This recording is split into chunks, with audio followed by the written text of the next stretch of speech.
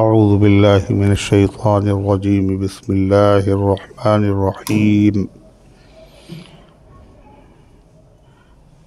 العلام اشد کفرا ونفاقا واجدر ولا يعلم حدود ما انزل اللہ علی رسولہ واللہ علیم حکیم ومن الاعراب من يتخذ ما ينفق مغرما ويتربص بكم الدوائر علیہم دائرۃ السوء واللہ سمیع علیم ومن الاعراب من یؤمن باللہ والیوم الآخر ويتخذ ما ينفق قربات عند اللہ وصلوات الرسول الا انها قربۃ لهم سيدخلهم اللہ فی رحمتہ ان اللہ غفور رحیم والسابقون الأولون من المهاجرين والأنصار والذين اتبعوهم بإحسان رضي الله عنهم ورضوا عنه وأعد لهم جنات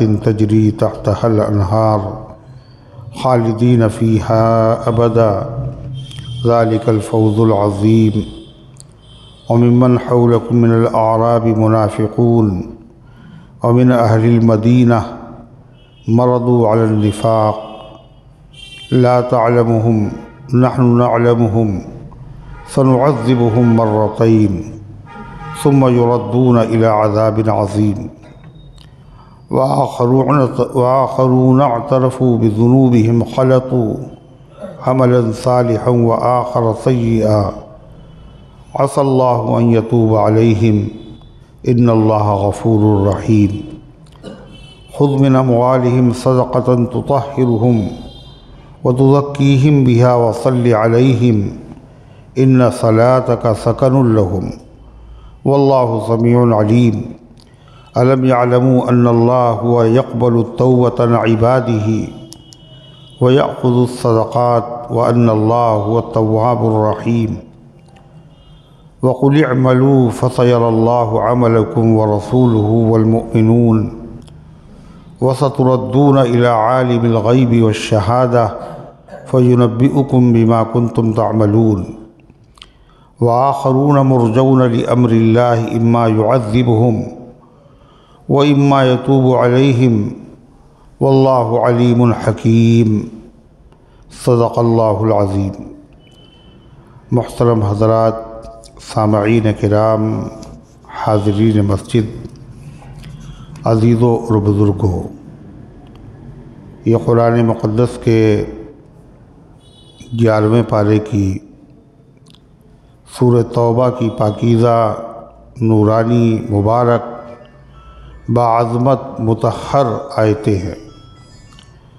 دعا کیجئے اللہ تعالیٰ ان مقدس آیات کی روشنی میں صحیح اور سچی بات عرض کرنے کی توفیق نصیب فرمائے اور ہم سب کو عمل کرنے کی توفیق عطا فرمائے۔ اس سے پہلے کی آیات میں تذکرہ تھا منافقین کا،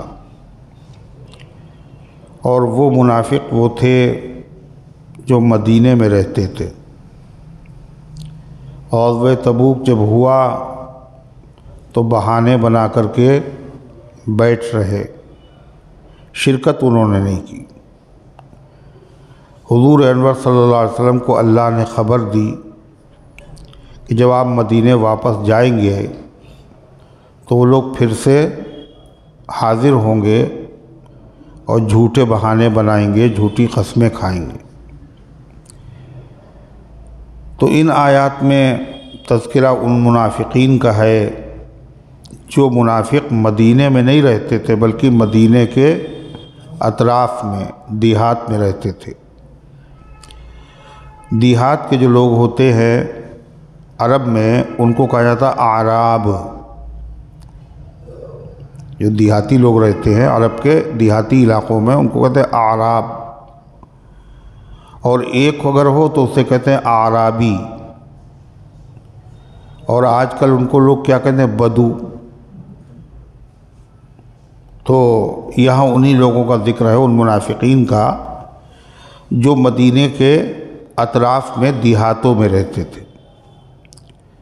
اللہ تعالیٰ نے ارشاد فرمایا الاعراب اشد کفرا و نفاقا و اجدر الا يعلم حدود ما انزل اللہ علی رسولہ، دیہات کے لوگ اشد کفرا و نفاقا، کفر میں اور نفاق میں زیادہ سخت ہیں۔ شہر کے جو منافق ہیں اور شہر کے جو کافر ہیں تو ان کے مقابلے میں دیہات کے منافق کفر میں نفاق میں زیادہ سخت۔ وَأَجْدَرُوا أَلَّا يَعْلَمُوا حُدُودَ مَا أَنزَلَ اللَّهُ، کیوں سخت ہیں؟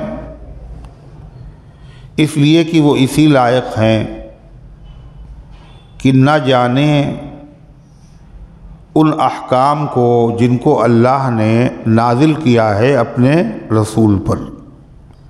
شہر کے لوگ ہیں، قرآنی احکامات جو نازل ہو رہے ہیں وہ سن رہے ہیں، علم والوں کی محفلوں میں آ رہے ہیں، جا رہے ہیں، بیٹھ رہے ہیں پڑھے لکھے لوگوں کے ساتھ۔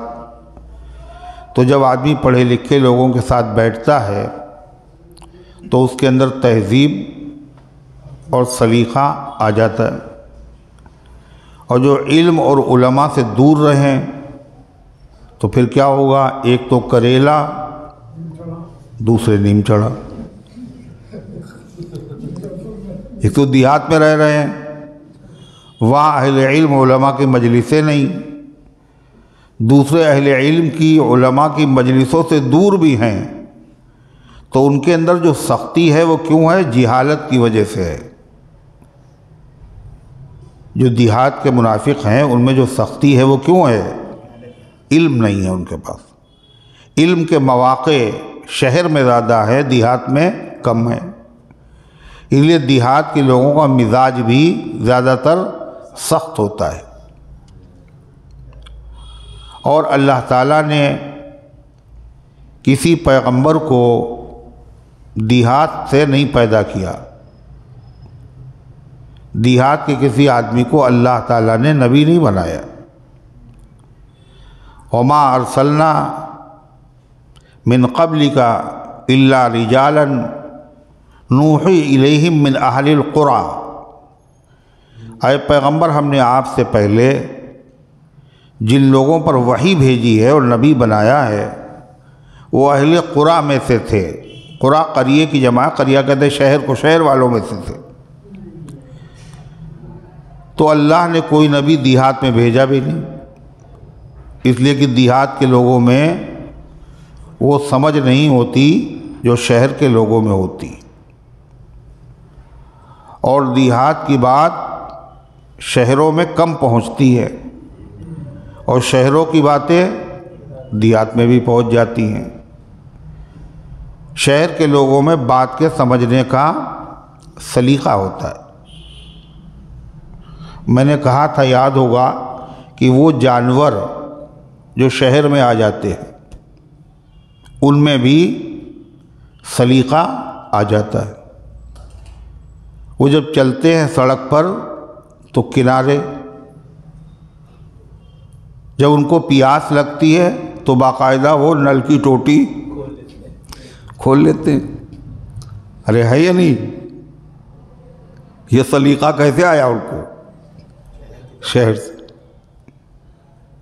تو دیہات کے لوگوں میں مزاج میں سختی بہت ہوتی ہے، اور سختی ہونے کی وجہ کیا ہے؟ کم علمی، معلومات کا ہونا، معلومات کا کم ہونا، علم کی علماء کی محفلوں سے دور ہونا، یہ سبب ہوتا ہے۔ اگر علم ہو، اور کون سا علم؟ اللہ اس کے رسول والا علم، اللہ کے حکموں کا علم، اگر دیہات کے لوگوں کو ہو جائے تو ان کے اندر بھی سلیقہ آ جائے گا، اللہ کا خوف پیدا ہوگا، سختی ختم ہو جائے گی مزاج میں۔ چنانچہ حضور پاک صلی اللہ علیہ وسلم کے پاس ایک دیہاتی آئے اور انہوں نے کہا کہ آپ اپنے بچوں کو پیار کرتے ہیں؟ آپ اپنے بچوں کو پیار کرتے ہیں، چومتے ہیں، بوسہ دیتے ہیں؟ تو آپ نے فرمایا ہاں. کہنے میں نے تو کبھی بھی اپنے کسی بچے کو پیار نہیں کیا. ہم لوگ اپنے بچوں کو پیار نہیں کرتے. تو آپ نے فرمایا میں کیا کروں اگر اللہ نے رحمت اور محبت تمہارے دل سے نکال لی. اسی طریقے سے ایک بزرگ تھے، بڑے عالم تھے، ان کا نام تھا زید ابن سوحان. وہ بیٹھے ہوئے تھے اپنے دوستوں سے علمی باتیں کر رہے تھے. اتنی دیر میں ایک دیہات کا آدمی آیا، بدو، اور وہ بھی بیٹھ گیا، سنتا رہا. اس کے بعد کہنے لگا آپ کی باتیں تو بہت اچھی لگ رہی ہیں مگر آپ کا ہاتھ کٹا ہوا ہے. ان کا الٹا ہاتھ کٹا ہوا تھا. کہلے مگر اس الٹے ہاتھ کے، تمہارے ہاتھ کے کٹے ہونے سے مجھے شبہ بھی ہو رہا ہے. کیا شبہ ہو رہا ہے؟ کہ چوری کی ہوگی آپ نے. باتیں تو بڑی اچھی لگ رہی ہیں آپ کی مگر آپ کے ہاتھ کے کٹے ہونے سے مجھے شبہ بھی ہو رہا ہے. تو انہوں نے کہا اللہ کے بندے، بائیں ہاتھ کے کٹنے سے تجھے شبہ ہو رہا ہے؟ بائیں ہاتھ کے کٹنے سے شبہ ہو رہا ہے تمہیں؟ چور کا چوری کی سزا میں جب جرم ثابت ہو جائے تو اس کا دائنا ہاتھ کاٹا جاتا ہے. دائنا ہاتھ بھی ہتھیلی کے پاس، اور ان کا کٹا ہوا تھا بایاں ہاتھ. تو کہنے ہمیں نہیں پتا ہے کہ دایاں کاٹا جاتا ہے یا بایاں کاٹا جاتا ہے. آپ کے ہاتھ کے کٹے ہونے سے مجھے شبہ ہو رہا ہے آپ کے بارے میں. باتیں آپ کی بڑی اچھی ہیں. تو ان کا ہاتھ جو کٹا تھا وہ غزوہ جنگ نہاوند، ایران میں ایک شہر ہے نہاوند. فاروق اعظم کے زمانے میں وہ جنگ میں شریک ہوئے تو جنگ میں ان کا ہاتھ کٹ گیا تھا، بایاں ہاتھ. اور وہ اتنے بڑے عالم اور وہ دیہاتی آدمی کیا کہہ رہا مجھے تو آپ کے بارے میں شبہ ہو رہا ہے. یہ کیا ہے؟ جہالت ہے، کم علمی ہے، لا علمی ہے. حضور پاک صلی اللہ علیہ وسلم کے پاس یہ لوگ آتے تھے تو آنے کے بعد چونکہ ان میں تہذیب و سلیقہ ہوتا نہیں، اس لیے لوگ ایسے لوگوں کی رعایت بھی کرتے ہیں. ارے بیچارے جانتے نہیں دیہات کے ہیں، کرتے نہیں کرتے. تو اللہ کے نبی صلی اللہ علیہ وسلم کی مجلس میں آتے اور وہی اپنے دیہاتی رنگ میں بے ڈھنگے طریقے سے سوال بھی کرتے تھے. چنانچہ ایک شخص آیا اور اس نے کہا ایکم محمد. صحابہ سب بیٹھے ہوئے، ایکم محمد، محمد کون ہے تم میں سے؟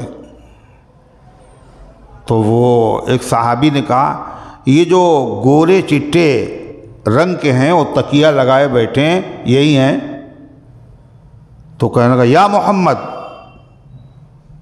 بہت زور سے اس نے کہا یا محمد. تو آپ نے کہا ہاں کیا ہے؟ جس انداز سے اس نے کہا اسی انداز سے آپ نے کہا. اس نے کہا کچھ باتیں آپ سے ہم پوچھیں گے اور دیکھیے پوچھنے میں ہم رعایت بالکل نہیں کریں گے، لہجہ میرا سخت ہوگا، ہم دیہات کے رہنے والے ہیں یہ بھی کہہ رہا ہے. پھر کہنے لگا کیا آپ اللہ کے رسول ہیں؟ آپ نے فرمایا کہا. کہنے لگا اقسم باللہ الذی خلق السماوات والارض اللہ ارسلک. تمہیں قسم ہے اس خدا کی جس میں آسمان و زمین بنائے ہیں، کیا واقعی آپ اللہ کے رسول ہیں؟ آپ نے فرمایا کہ ہاں. پھر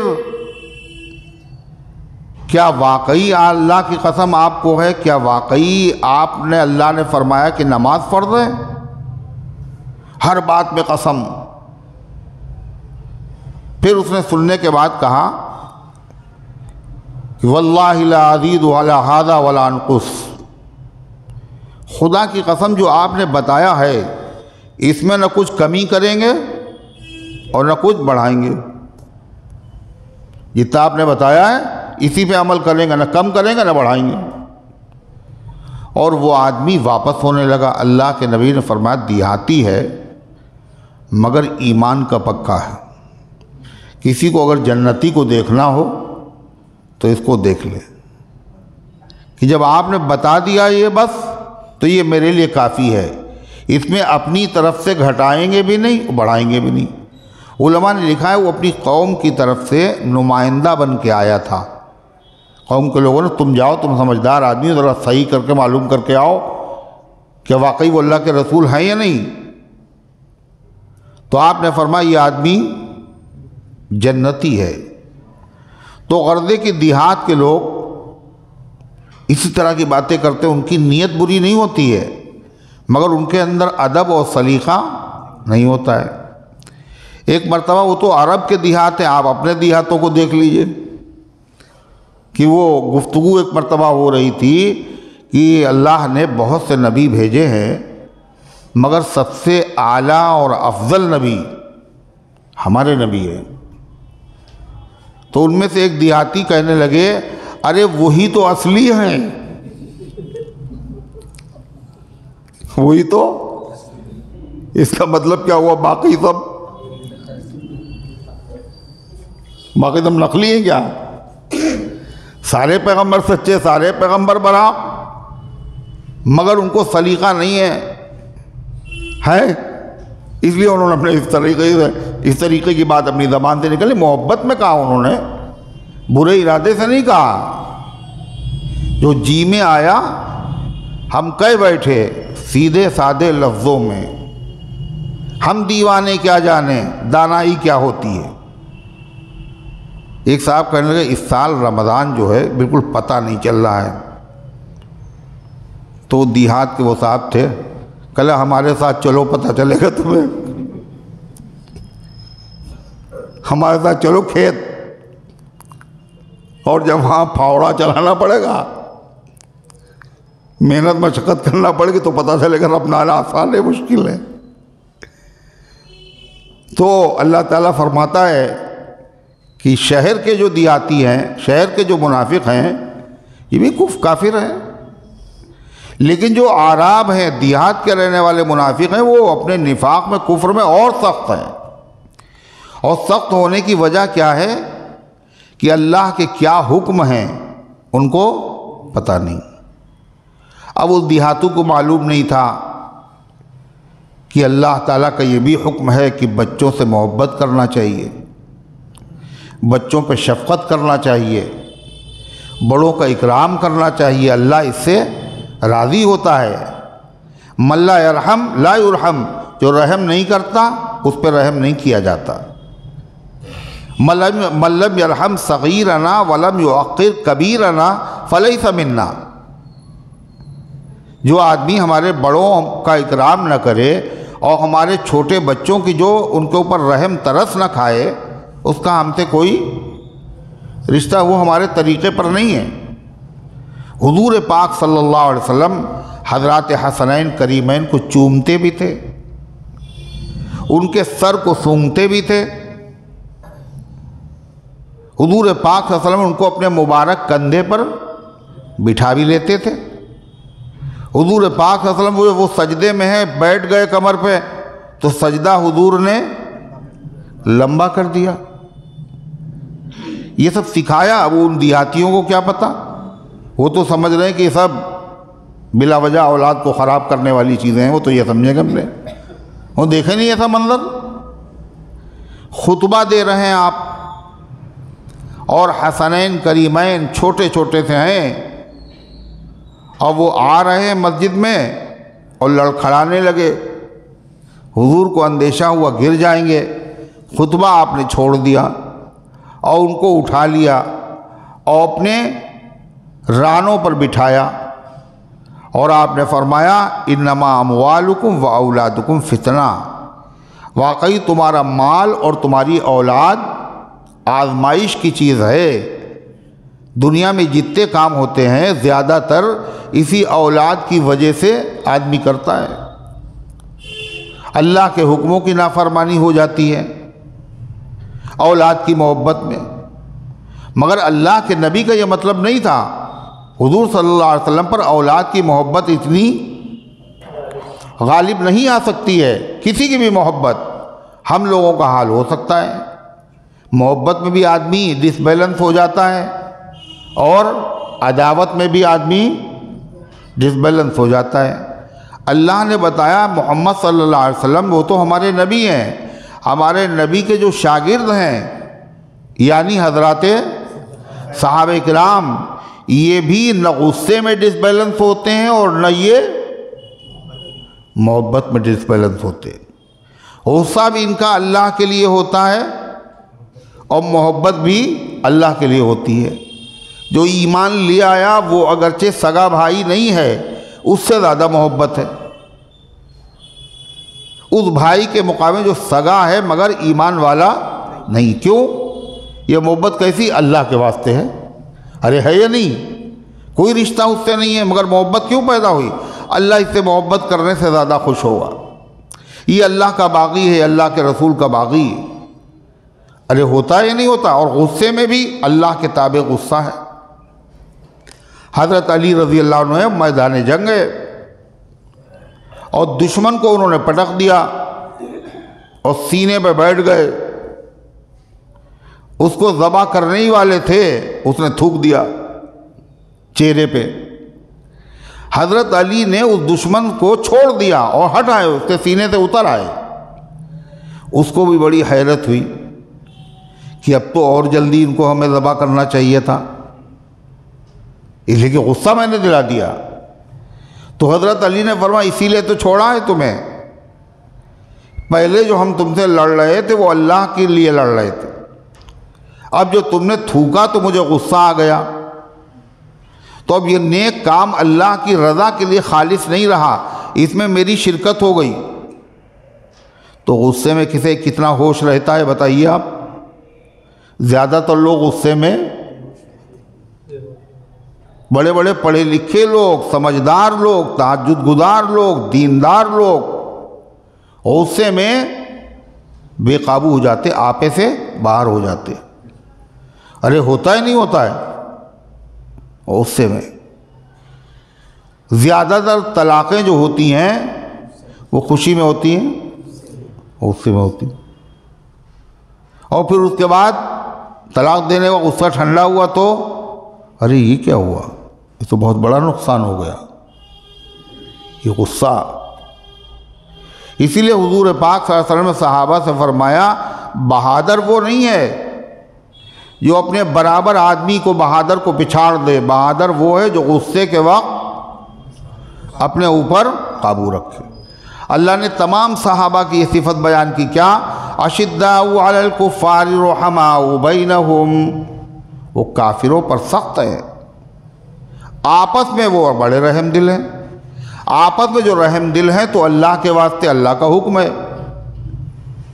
اور اگر کافروں پر سخت ہیں تو کیوں؟ اللہ کا حکم ہے، اللہ کے باغی ہیں، اللہ کے دشمن ہیں. تو اس لیے اللہ تعالیٰ فرماتا ہے کہ دیہات کے جو لوگ ہیں یہ کفر میں اور نفاق میں زیادہ سخت ہیں. کیوں؟ اس لیے کہ یہ جانتے نہیں ہیں ان حکموں کو جو نازل کیے گئے ہیں اللہ کے رسول صلی اللہ علیہ وسلم پر. واللہ علیم حکیم، اور اللہ بڑی علم اور حکمت والے ہیں، بڑے علم اور حکمت والے. جس کے جو مناسب ہوتا ہے اللہ وہی چیز اسے عطا فرماتا ہے. وَمِنَ الْأَعْرَابِ مَنْ يَتَّخِذُ مَا يُنْفِقُ مَغْرَمًا وَيَتَرَبَّصُ بِكُمُ الدَّوَائِرَ. اللہ کہتا ہے انہی دیہاتی منافقین میں ایک تو وہ ہیں جو کفر میں اور نفاق میں سخت ہیں، ان میں سے بعض ایسے ہیں جو کافر بھی ہیں، منافق بھی ہیں، اور اللہ کے نبی کی اور دین اسلام کی اور مسلمانوں کی عداوت بھی، دشمنی بھی ان کے دل میں ہے. وہ کیسے لوگ ہیں؟ سنیے. فرمایا اللہ تعالیٰ نے وَمِنَ الْأَعْرَابِ، اور انہی دیہاتی منافقین میں سے بعض وہ ہیں جو سمجھتے ہیں اس کو جو خرچ کرتے ہیں اللہ کے راستے میں، جو خرچ کرتے ہیں، جو زکوٰۃ دیتے ہیں، جو صدقہ دیتے ہیں، جو فطرہ دیتے ہیں، اس کو کیا سمجھتے ہیں؟ مغرم. مغرم کہتے ہیں ٹیکس، مغرم کہتے ہیں تاوان، جرمانہ، ڈسکاؤنٹ نہیں، جرمانہ۔ جرمانہ جو آدمی دیتا ہے تو کیسے دیتا؟ خوشی سے دیتا ہے نا؟ ارے بولیے، تو دینا ہی پڑے گا ورنہ سزا ہو جائے گی۔ تو یہ لوگ اگر زکوٰۃ دیتے ہیں تو کیسے دیتے ہیں؟ اس کو تاوان سمجھ کر، جرمانہ سمجھ کے دیتے ہیں۔ کیوں؟ ایمان تو ہے نہیں۔ اسے نماز بھی اس لیے پڑھتے ہیں تاکہ کفر پر پردہ پڑا رہے، اس لیے کافر نماز نہیں پڑھتے ہیں، مسلمان نماز پڑھتے ہیں۔ ہم نے اسلام کا دعویٰ کیا ہے، ہم مسلمانوں کے ساتھ رہنا چاہتے ہیں، مسلمانوں کے فائدے اٹھانا چاہتے ہیں۔ نماز نہیں پڑھیں گے تو ہمیں کوئی مسلمان سمجھے گا نہیں۔ اسی لیے جب نماز پڑھنے آتے تو کیسے آتے؟ خوشی سے نہیں آتے ہیں، مارے باندھے آتے۔ وَإِذَا قَامُوا إِلَى الصَّلَاةِ قَامُوا كُسَالَىٰ، جب وہ نماز کے لیے کھڑے ہوتے ہیں تو بڑی سستی کے ساتھ۔ یہ ثواب تو ملے گا نہیں، ثواب کی امید ہی نہیں ہے، نہ چاہتے ہیں دل سے، بس خالی ڈر کی وجہ سے آ رہے ہیں۔ نہیں پڑھیں گے تو مسلمان نہیں سمجھا جائے گا، اور جب مسلمان نہیں سمجھا جائے گا تو پھر جو فائدے ہمیں مل رہے ہیں، ہماری جان بچی ہوئی ہے، مال بچا ہوا ہے، یہ کچھ فائدہ نہیں ملے گا ہمیں۔ یہ تو ان کی نماز کا حال تھا۔ زکوٰۃ کا حال کیا ہے؟ جب وہ زکوٰۃ دیتے ہیں تو کیا کہتے ہیں، کیا سمجھتے ہیں؟ یہ ہم جرمانہ دے رہے ہیں۔ ان کو پتہ ہے ثواب آپ کے، تو ان کو عقیدہ ہے نہیں کہ یہاں ملے گا 1 کے 10 ملیں گے، 1 کے 70 ملیں گے، 1 کے 700 ملیں گے۔ یہاں نہیں، قیامت کے دن بڑی ضرورت ہوگی، وہاں یہ سب ملے گا، اللہ کے بینک میں جمع ہو رہا ہے، کوئی عقیدہ تھوڑی ہے۔ اور وہ کیا کہتے ہیں؟ زکوٰۃ میں جو مال دیا بلا وجہ اتنا مال دینا پڑ رہا ہے، نہیں دیں گے تو پھنس جائیں گے، نفاق ظاہر ہو جائے گا، دے دیں گے تو نفاق سے بچ جائیں گے، مگر بلا وجہ اتنا مال دینا پڑے گا۔ یہی نہیں، اللہ فرماتا ہے، اور یہ لوگ تمنا کرتے ہیں کہ مسلمانوں پر کوئی مصیبت آ جائے، مسلمانوں پر کوئی مصیبت آ جائے جس کی وجہ سے اسلام اور مسلمان ختم ہو جائیں، اور یہ جو ہمیں ٹیکس دینا پڑ رہا ہے ہم اس سے بچ جائیں۔ اللہ فرماتا وَيَتَرَبَّصُ بِكُمُ الدَّوَائِرُ، اور وہ مسلمانوں کے واسطے زمانے کی گردشوں کا منتظر رہتا ہے، چاہتا مسلمان گردش زمانہ کا شکار ہو جائے، مسلمانوں پہ مصیبت آ جائے، حادثے آ جائیں، مسلمان فنا ہو جائیں۔ اللہ فرماتا ہے مگر ان کی تمنا کرنے سے کیا ہوتا ہے؟ مسلمانوں پہ مصیبت نہیں آئے گی، مصیبت خود علیہم دائرۃ السوء، منافقین ہی کے اوپر مصیبت پڑنے والی ہے۔ یہ اپنے کفر کو چھپائے ہوئے ہیں، ان کا کفر کھل جائے گا، یہ بدنام ہو جائیں گے، یہ ذلیل ہو جائیں گے، ان کے منصوبے ناکام ہو جائیں گے۔ بجائے اسلام کے گھٹنے کے اور مسلمانوں کے کمزور ہونے کے، دن بدن اسلام کو ترقی ہوگی، مسلمانوں کو ترقی ہوگی۔ ابھی کم ٹینشن ہے، اور ترقی دیکھ دیکھ کے ان کا بی پی جو ہے وہ لو ہو جائے گا، بڑھتا رہے گا۔ تو ظاہر بات ہے اسلام کی ترقی سے جس کو پریشانی ہو وہ کون ہوگا؟ مسلمان ہوگا، وہ منافق ہے۔ اللہ تعالیٰ فرماتا واللہ سمیع علیم، اور اللہ سننے والا جاننے والا ہے، یعنی اللہ کو پتہ ہے جو یہ باتیں بک رہے ہیں آپس میں، ارے یہ تو ٹیکس ہے، اللہ کرے ان پہ کوئی حادثہ پڑ جائے، یہ جنگ میں گئے ہیں ٹھیک سے واپس نہ آئیں۔ اللہ کہ جتنی باتیں اکیلے میں کرتے ہیں اللہ سب سنتا ہے، اور اگر کہتے نہیں دل ہی میں چھپائے ہوئے ہیں عداوت، تو دل کا حال بھی اللہ کو پتہ ہے۔ واللہ سمیع علیم۔ ومن الاعراب من يؤمن بالله واليوم الآخر ويتخذ ما ينفق قربات عند الله وصلوات الرسول۔ اللہ فرماتا ہے دیہات کے لوگوں میں جو منافق ہیں وہ کفر میں اور نفاق میں زیادہ سخت ہے، مگر سارے دیہات کے لوگ ایسے نہیں ہیں۔ دیہات میں اگر منافق ہیں، دیہات میں مومن کامل بھی ہیں، جیسے یہ کفر میں سخت ہیں، ایسے دیہات کے لوگ ایمان میں بڑے سخت ہوتے ہیں، وہ سننا ہی نہیں چاہتے ہیں۔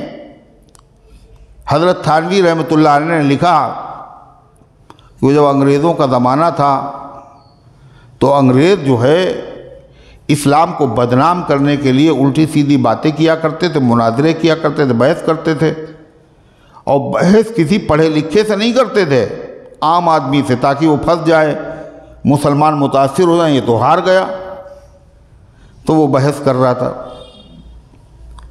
تو کبھی عیسیٰ کے بارے میں، کبھی موسیٰ کے بارے میں، تو اس نے پوچھا، ایک آدمی نے، ایک دیہاتی جو ہل چلا رہا تھا، اس سے پوچھا اللہ میاں کئے ہیں؟ خدا کئے ہے؟ تو اس نے کہا ایک ہے خدا۔ کہنا صحیح بتائیے۔ تو اس نے اپنی لاٹھی اٹھائی، کہا ابھی بتاتے ہیں تمہیں، ابھی بتاتے ہیں۔ یعنی اس کے خلاف ہم سننا ہی نہیں چاہتے ہیں۔ تو ایسے اس زمانے میں جو منافق تھے وہ اپنے نفاق میں بڑے ہوئے تھے، اور جو ایمان والے دیہات میں تھے وہ اپنے ایمان میں، اخلاص میں بڑے ہوئے تھے۔ کیا تھا ان کا حال؟ بالکل تصویر کا الٹا رخ۔ یہ کیا کرتے تھے؟ یہ صدقے کو تاوان سمجھتے تھے، اور وہ صدقے کو کیا سمجھتے تھے؟ یہ اللہ کے تقرب کا، اللہ کے قریب ہونے کا ذریعہ ہے۔ سنیے، وَمِنَ الْأَعْرَابِ مَن يُؤْمِنُ بِاللَّهِ وَالْيَوْمِ الْآخِرِ، اور ان عرب کے بدوؤں میں سے، ان دیہات والوں میں سے بعض ایسے بھی ہیں جو اللہ پر ایمان رکھتے ہیں، آخرت پر ایمان رکھتے ہیں، وَيَتَّخِذُ مَا يُنْفِقُ قُرُبَاتٍ عِندَ اللَّهِ، اور سمجھتے ہیں اس چیز کو جو خرچ کرتے ہیں، قربات، اللہ کے تقرب کا ذریعہ، اللہ کے قریب کرنے والی چیز، قربات عند اللہ، اللہ کے نزدیک قریب کرنے والی چیز سمجھتے ہیں۔ کہتے ہیں اگر صدقہ کریں گے تو ہم اللہ کے قریب ہو جائیں گے۔ قربت عبادت کو کہتے ہیں، ایسی چیز جس سے اللہ کے قریب ہو۔ نماز سے اللہ کے قریب ہوتا ہے، قرآن کی تلاوت سے اللہ کے قریب ہوتا ہے، صدقہ کرنے سے اللہ کے قریب ہوتا ہے۔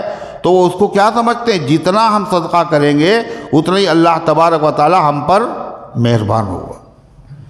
وصلوات الرسول، اور وہ صدقے کو کیا سمجھتے ہیں؟ ایک تو سمجھتے ہیں یہ اللہ کے قریب جانے کا راستہ ہے، اور کیا سمجھتے ہیں؟ یہ صدقے نبی کی دعا حاصل کرنے کا ذریعہ ہے۔ کیا ہے؟ وصلوات الرسول، اور رسول کی دعاؤں کا ذریعہ ہے۔ رسول کی دعاؤں کا ذریعہ مطلب، یعنی جب وہ لوگ صدقہ لے کر کے آتے تھے نبی کریم صلی اللہ علیہ وسلم کی خدمت میں، تو اللہ تعالیٰ نے نبی سے یہ کہا تھا جب یہ صدقہ لے کے آئیں تو ان کو دعا دے دیا کیجئے، اللہ تمہارے مال میں برکت عطا فرمائے، اللہ تمہارے ایمان میں اضافہ فرمائے، اللہ تمہیں ترقی عطا فرمائے۔ تو وہ دیہاتی کیا سمجھتے تھے؟ اگر اللہ کے راستے میں ہم صدقہ کریں گے، زکوٰۃ دیں گے، صدقات دیں گے تو کیا ہوگا؟ اللہ خوش ہوتا ہے، اللہ کے قریب ہو جائیں گے، اور نبی کریم علیہ السلام کی مبارک دعائیں ہمیں حاصل ہو جائیں۔ اور نبی کی دعا بڑی قیمتی، جس کو مل گئی وہ آباد ہو گیا، اور جس کو بد دعا لگ گئی وہ برباد ہو گیا۔ نبی کی دعائیں مل جائیں۔ اللہ کیا کہہ رہا ہے؟ جس چیز کی ایمان والوں نے نیت کی ہے، جس چیز کی نیت کی ہے، جس چیز کا ارادہ کیا انہوں نے، وہ چیز ان کو حاصل ہو کر رہے گی۔ دو چیزوں کی نیت کی تھی، ایک کیا؟ اللہ کے قریب ہو جائیں گے، دوسرے نبی کی دعائیں۔ اللہ کہتا ہے الا انہا قربۃ لہم، واقعی یہ ان کے صدقہ یہ اللہ تبارک و تعالیٰ سے ان کو قریب کرنے والا ہے۔ اللہ کی کیسے قریب کرے گا؟ کیسے قریب ہو جائیں گے اللہ کے؟ سیدخلہم اللہ فی رحمتی، ان قریب اللہ تعالیٰ ان کو اپنی رحمت میں یعنی جنت میں داخل کرے گا، اور جنت میں جو جائے گا وہ اللہ کے قریب ہوگا یا دور؟ اللہ کا قریب۔ ان اللہ غفور الرحیم، اور بے شک اللہ بہت بخشنے والا، رحم فرمانے والا ہے۔ صدقے سے پہلے جو غلطیاں ہو گئی تھیں، کوتاہیاں ہو گئی تھیں، صدقہ کیا بن جاتا ہے ان کا؟ کفارہ۔ الصدقۃ تطفئ غضب الرب، صدقہ اللہ کے غضب کو بجھا دیتا ہے۔ اور اللہ کا غضب کیوں ہوتا ہے؟ گناہوں کی وجہ سے۔ گناہوں سے توبہ کر لی، صدقہ کر دیا، تو جو اللہ کا غصہ ہوتا تھا وہ غصہ ٹھنڈا ہو جاتا ہے۔ صدقہ بری موت سے بچاتا ہے، اچانک موت، بری موت۔ صدقہ بیماریوں سے شفا کا ذریعہ ہے۔ فرما مالوں کی حفاظت کرو زکوٰۃ سے، اور بیماریوں کا علاج کرو صدقے سے، اور جیسی بیماری ویسے صدقہ۔ پتہ چلا ویسے تو کیا مانا؟ کہنے لگے یہ ہمارا بیمار اچھا ہو جائے تو اللہ نام کا بکرا کریں گے۔ لوگ زیادہ تر جب مانتے تو کیا مانتے ہیں؟ اللہ نام کا بکرا۔ کیوں مانتے اللہ نام کا بکرا؟ اسی میں انہوں کو سکون بھی ملتا ہے۔ کیوں؟ ان کی سوچ کیا ہے؟ ارے اگر ہم صدقہ نہیں مانیں گے تو یہ مر جائے گا ہمارا مریض، جان اس کی چلی جائے گی، تو اس کی جان کی جگہ پر بکرے کی جان دے دی جائے، یعنی کچھ لے دے کے معاملہ کر لیا جائے اللہ تعالیٰ سے، معاذ اللہ ثم معاذ اللہ۔ اگر اس اعتقاد سے کوئی بکرا ذبح کرے گا تو یہ کفر ہے، شرک ہے۔ پھر دوسرے بکرے کا صدقہ کرنا ہی کیا ہے؟ یہ ثابت ہے ہی نہیں۔ صرف قربانی کے زمانے میں بکرے کی قربانی کرنا یہ عبادت ہے، بکرا ہو کوئی بھی جانور ہو، اس کے علاوہ یہ عبادت نہیں ہے۔ اب آدمی گوشت اس کا صدقہ کر کے دے رہا ہے غریب کو، مگر گوشت صدقہ کرنے سے بھی زیادہ ثواب نہیں ملے گا۔ زیادہ ثواب کہاں میں ملے گا؟ پیسہ خرچ کرنے میں۔ کیوں؟ اس لیے کہ پیسے سے غریب کی ہر ضرورت پوری ہو جاتی ہے۔ اگر اسے دوا کی ضرورت ہے تو گوشت دینے سے بتائیے دوا مل جائے گی، اور کپڑے کی ضرورت ہے تو آپ اسے گوشت دے رہے ہیں۔ بتائیے اسے کمبل کی ضرورت ہے سردی میں، آپ کریں گوشت لے لیجئے۔ تو پیسے سے ہر ضرورت پوری ہو جاتی ہے۔ اگر کسی نے مان بھی لیا، بکرے کی منت مان بھی لی، پھر بھی وہ بکرا نہ ذبح کرے، اس کی منت پوری ہو جائے گی، اتنا پیسہ صدقہ کر دے۔ لیکن جب پیسہ صدقہ کرنے کی بات آتی ہے تو آدمی پھر کیا کرتا ہے؟ اس میں چالاکی کرتا ہے۔ بکرا مل رہا تھا 10,000 کا، کہا پیسہ صدقہ کر دو تو 5,000 ٹرخا دیے۔ ارے ہے یا نہیں؟ تو یہ سب کیا ہے؟ جیسی نیت پھر ویسے برکت ہوگی۔ تو اللہ تبارک و تعالیٰ کے پیغمبر صلی اللہ علیہ وسلم جب صحابہ کرام صدقہ لے کر کے آتے تھے تو دعائیں دیتے تھے۔ اللہ تعالیٰ نے فرمایا تم نے تذکرہ سن لیا کس کا؟ منافقین کا، جو مدینے میں تھے، جو مدینے کے باہر تھے، ان مومنین کا جو مدینے میں ہیں، جو مدینے کے باہر ہیں۔ اب ہم ان مومنین کا تذکرہ کر رہے ہیں جو تمام ایمان والوں میں سب سے اعلیٰ اور افضل ہے۔ وہ کون ہے؟ اللہ فرماتا سنیے، السابقون الاولون من المہاجرین والانصار، سب سے پہلے لوگ، سب سے پہلے ایمان لانے والے، سب سے پہلے ہجرت کرنے والے، سب سے پہلے اللہ کے دین کے لیے نصرت و مدد کرنے والے کون ہیں؟ وہ صحابہ کرام۔ السابقون الاولون من المہاجرین والانصار، اللہ فرماتا ہے جو مہاجرین اور انصار میں ایمان لانے میں سب سے سابق اور مقدم ہیں، مہاجر صحابہ، انصار صحابہ، ان میں ایمان لانے میں جو سب سے آگے ہیں، والذین اتبعوہم بإحسان، اور وہ لوگ جو ان کی اتباع کریں اخلاص کے ساتھ، یعنی صحابہ کے دو درجے، کون کون کون کون؟ ایک تو صحابہ کے دو طبقے، ایک مہاجر ایک انصار، پھر اس کے بعد ان صحابہ میں بھی دو درجے، مہاجر میں بھی انصار میں بھی دو درجے، کون دو درجے؟ ایک ہیں پہلے ایمان لانے والے، پہلے ہجرت کرنے والے، پہلے نصرت کرنے والے، اور ایک ان کے بعد ایمان لانے والے، ان کے بعد صدقہ کرنے والے، ان کے بعد جہاد کرنے والے، یہ دوسرے ہے، دونوں صحابی، دونوں جنتی، مگر درجے میں بولو فرق ہے۔ تو جو پہلے درجے کے، اعلیٰ درجے کے جو صحابہ ہیں، سب سے افضل درجے کے ہیں، ان کا کیا کہا تھا؟ سابقون الاولون۔ وہ امام صاحب تو چلے گئے، سابق مانے آگے، اول مانے پہلے، سابقون الاولون، مہاجر ہوں یا انصار ہوں، ان میں جو سب سے اگلا طبقہ ہے وہ سب سے اعلیٰ درجے کے لوگ۔ تو سابقون الاولون سے مراد کیا ہے؟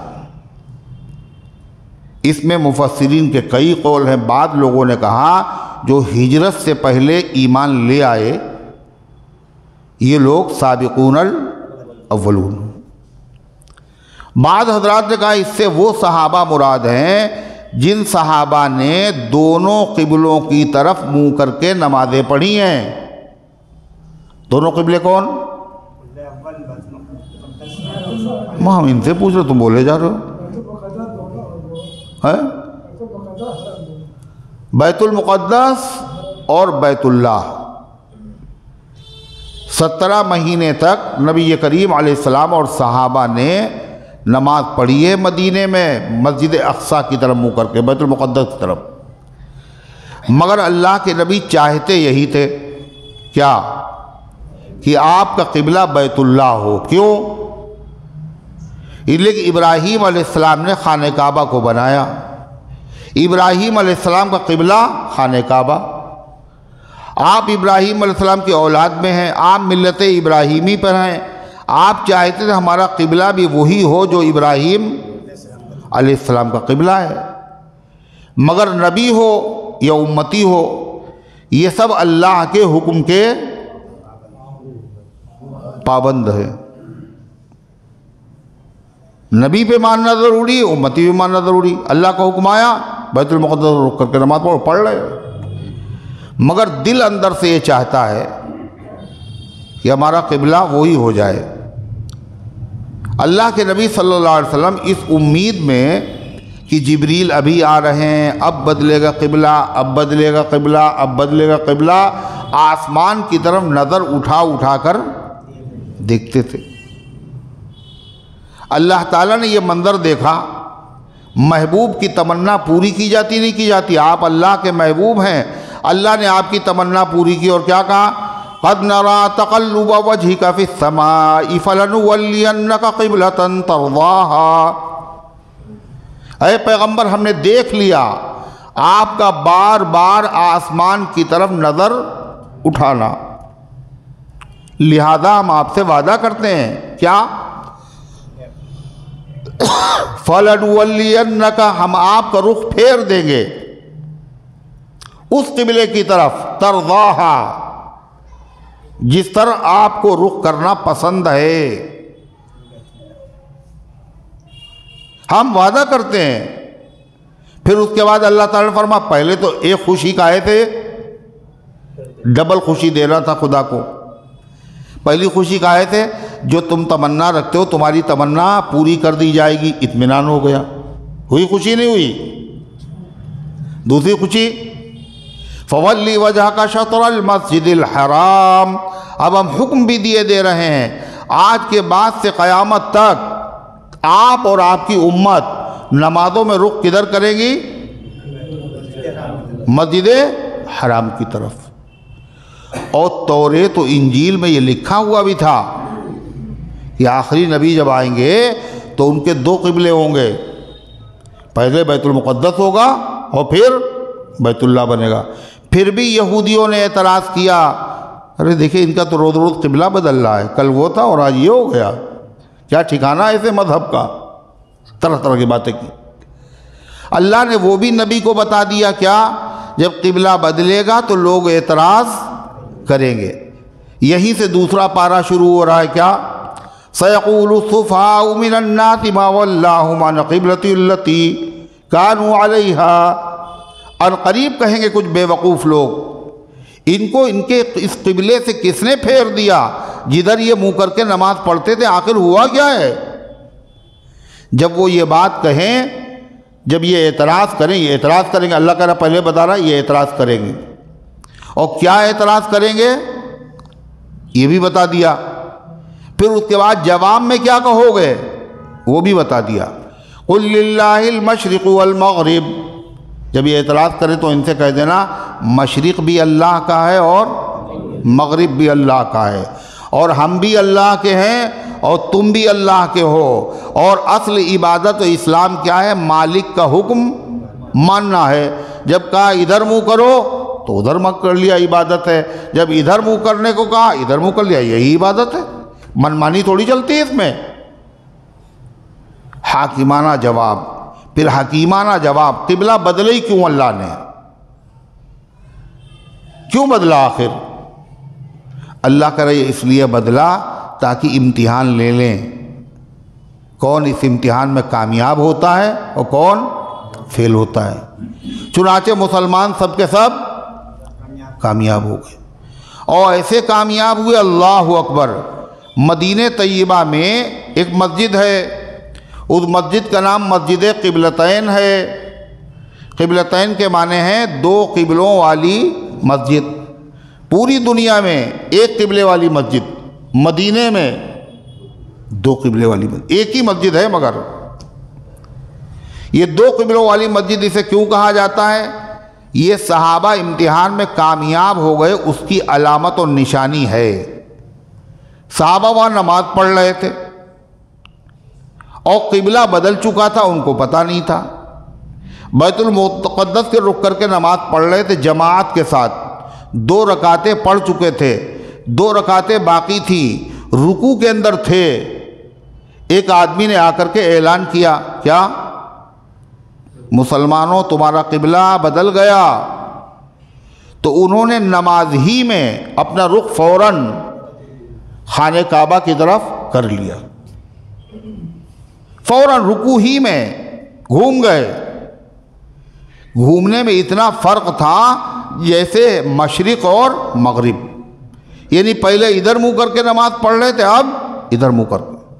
اس مسجد میں جب آپ جائیں گے تو وہاں تو محراب آپ کو دکھے گی، یہ قبلے کی طرف ہے، اور آپ پورب کی طرف جب دیکھیں گے تو آپ کو نظر آئے گا ایک محراب سی اوپر دیوار میں بنائی گئی ہے، جو اس بات کی علامت ہے کہ پہلے ادھر قبلہ تھا، بعد میں ادھر ہو گئے۔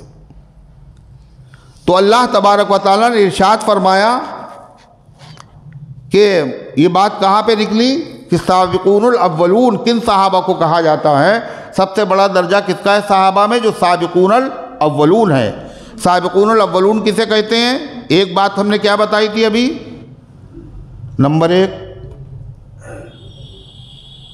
یہ کیا ہے ہاتھ میں تمہارے ہاتھ میں کیا ہے؟ کچھ ہے؟ اچھا، اتنی دیر سے پکڑے ہم سمجھے تم تسبیح پڑھ رہے ہو۔ صبح کیا بتایا تھا؟ سابقون الاولون میں ایک ابھی کیا بتایا تھا مطلب؟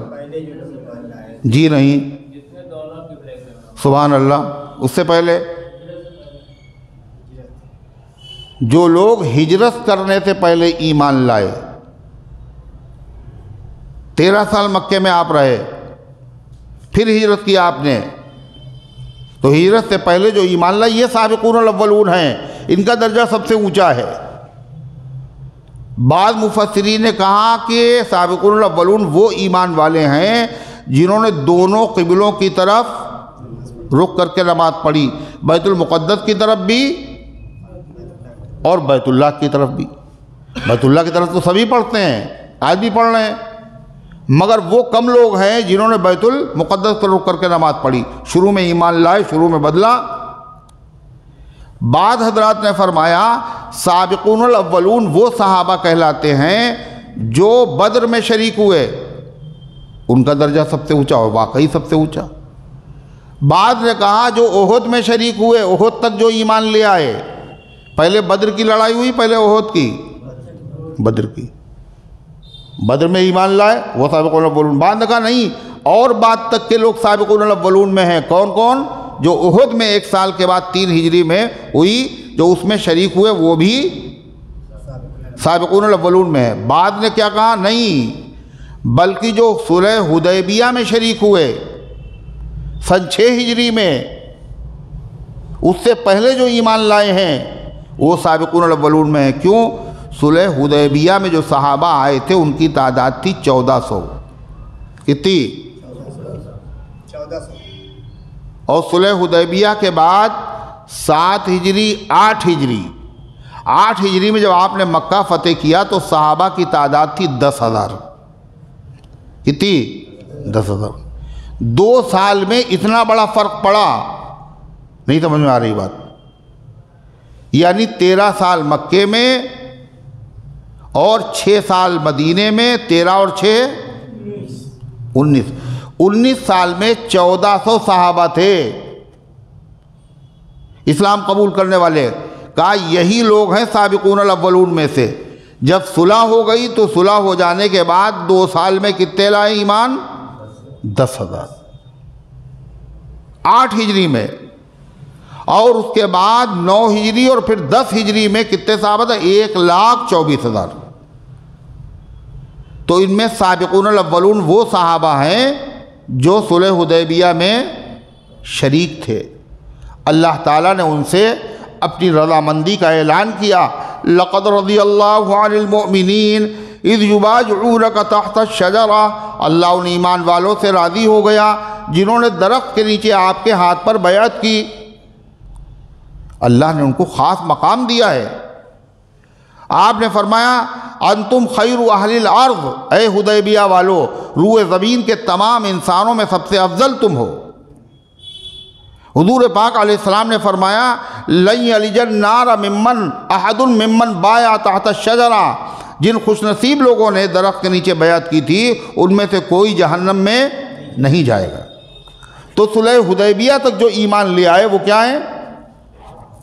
بولو، سابقون الاولون میں سے ہیں۔ ابھی ایک اور باقی ہے، بعض حضرات نے اور وسعت دی اور کیا کہا؟ فتح مکہ سے پہلے جو ایمان لے آئے وہ سابقون الاولون ہیں، فتح مکہ کے بعد جو ایمان لائے وہ بھی صحابی ہیں، وہ بھی جنتی ہیں، ان کا بھی درجہ ہے، اللہ ان سے بھی راضی ہے، لیکن درجہ انہی کا زیادہ بڑا ہے، کس کا؟ جو فتح مکہ سے پہلے ایمان لائے۔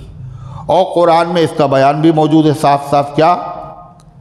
لا يستوی منکم من انفق من قبل الفتح وقاتل اولئک اعظم درجۃ من الذین انفقوا من بعد وقاتلوا وکلا وعد اللہ الحسنی۔ اللہ کہتا ہے دیکھو تم میں سے برابر نہیں ہو سکتے درجے میں، کون؟ جو لوگ فتح مکہ سے پہلے جنہوں نے اپنی جان اللہ کے راستے میں قربان کی، شہید ہو گئے، یا اپنا مال اللہ کے راستے میں صدقہ کیا، ان کے برابر تم میں سے نہیں ہو سکتے وہ لوگ جنہوں نے مکہ فتح ہونے کے بعد جان دی ہو یا اللہ کے راستے میں مال دیا ہو۔ یہ اللہ کا خود قرآن میں بیان موجود ہے۔ تو معلوم یہ ہوا صحابہ کے بھی 2 درجے ہیں، کون کون؟ ایک سابقون الاولون، پہلے ایمان لانے والے، اور دوسرے جو ان کے پیچھے ایمان لائے ہیں، ان کی پیروی کی ہے۔ یہ صحابہ سب جنتی ہیں، لیکن ان میں درجوں کا فرق ہے۔ کیا فرق ہے؟ سابقون الاولون یہ کیا ہے؟ ان کا درجہ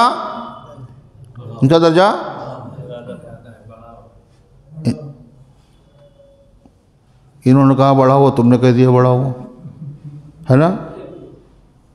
یہ درجہ زیادہ ہے۔ اللہ نے آگے کیا کہا؟ مگر زبان سنبھال کے رکھنا، یعنی کسی بھی صحابی کی توہین اور ناقدری نہ کرنا، کسی پہ تنقید نہ کرنا۔ یہ فتح مکہ کے بعد ضرور ایمان لائے ہیں۔ وَكُلًّا وَعَدَ اللَّهُ الْحُسْنَىٰ، اور اللہ نے سب سے جنت کا وعدہ کیا ہے۔ کل کے معنی سب، اور سب کا مطلب ایک دو چھوڑ دیے جائے، سب سے وعدہ کیا ہے۔ بعض لوگ کہتے ہیں حضرت معاویہ رضی اللہ عنہ اس میں داخل نہیں، یہ تماچا ہے ایسے لوگوں کے اوپر، منہ پر اللہ کا تماچا ہے، تم کو کیا حق پہنچتا ہے؟ وَكُلًّا وَعَدَ اللَّهُ الْحُسْنَىٰ، اللہ نے سب سے جنت کا وعدہ کیا ہے، سب سے اللہ راضی ہے۔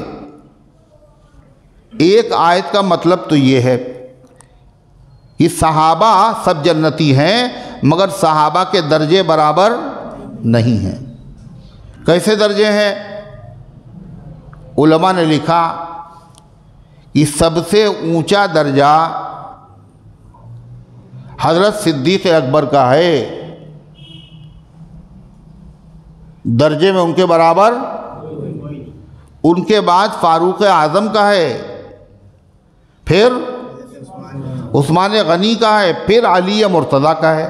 یعنی جیسے ترتیب خلافت ہے ایسے ترتیب فضیلت ہے، یعنی جو جتنا فضیلت والا تھا وہ پہلے خلیفہ ہوا، جو سب سے افضل تھا وہ سب سے پہلے، جو اس کے بعد افضل تھا وہ اس کے بعد، جو اس کے بعد افضل تھا وہ تیسرے نمبر پر، جو ان کے بعد فضیلت میں ہے وہ چوتھے نمبر پر۔ ترتیب آج بزم خلافت کو دی گئی، ترتیب آج بزم خلافت کو دی گئی، لیکن جو کم نظر ہے اسے کیا دکھائی دے؟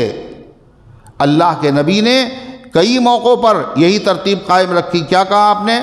سب سے پہلے نام کس کا لیا حضور نے؟ ابو بکر کا، پھر عمر کا، پھر عثمان کا، پھر علی کا۔ کئی موقع ایسے ہیں۔ ارے ہے یا نہیں؟ بولو۔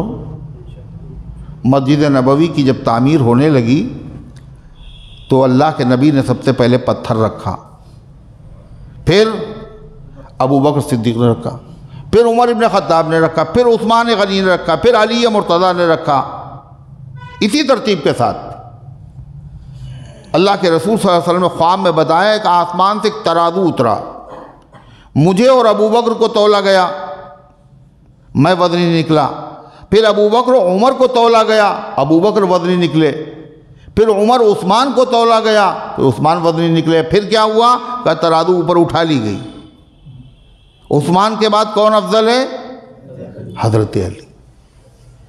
پھر یہ تو ہوئے چار، ان کے بعد کون افضل ہے؟ کہ ان کے بعد عشرہ مبشرہ میں سے کئے بچے؟ 6۔ وہ 6 افضل ہیں ان کے بعد۔ ان کے نام تو سب کو یاد ہے ماشاءاللہ نا؟ ارے بولو نا، سب یاد ہے نا سب کو؟ سب کو؟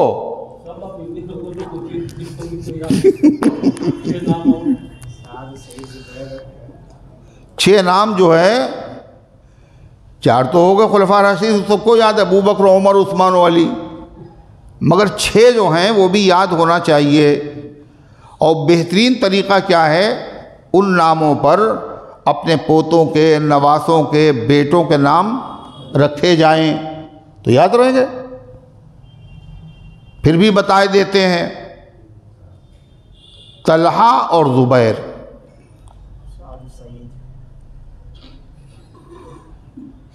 ابال آ رہا ہے، طلحہ اور زبیر، 4 تو وہ ہو گئے، اب یہ 2 ہو گئے، کتنے ہو گئے؟ طلحہ اور زبیر، پھر سعد اور سعید، سین سے سعد، سین سے سعید، کئے ہو گئے؟ عتیق کتنے ہوئے؟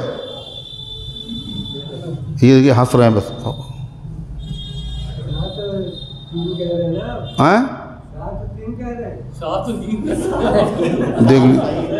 دیکھ لیجیے آپ۔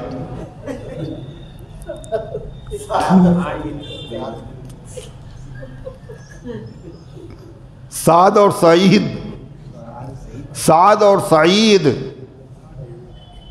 کئے ہو گئے؟ 8۔ کئے بچے؟ 2۔ عبد الرحمن ابن عوف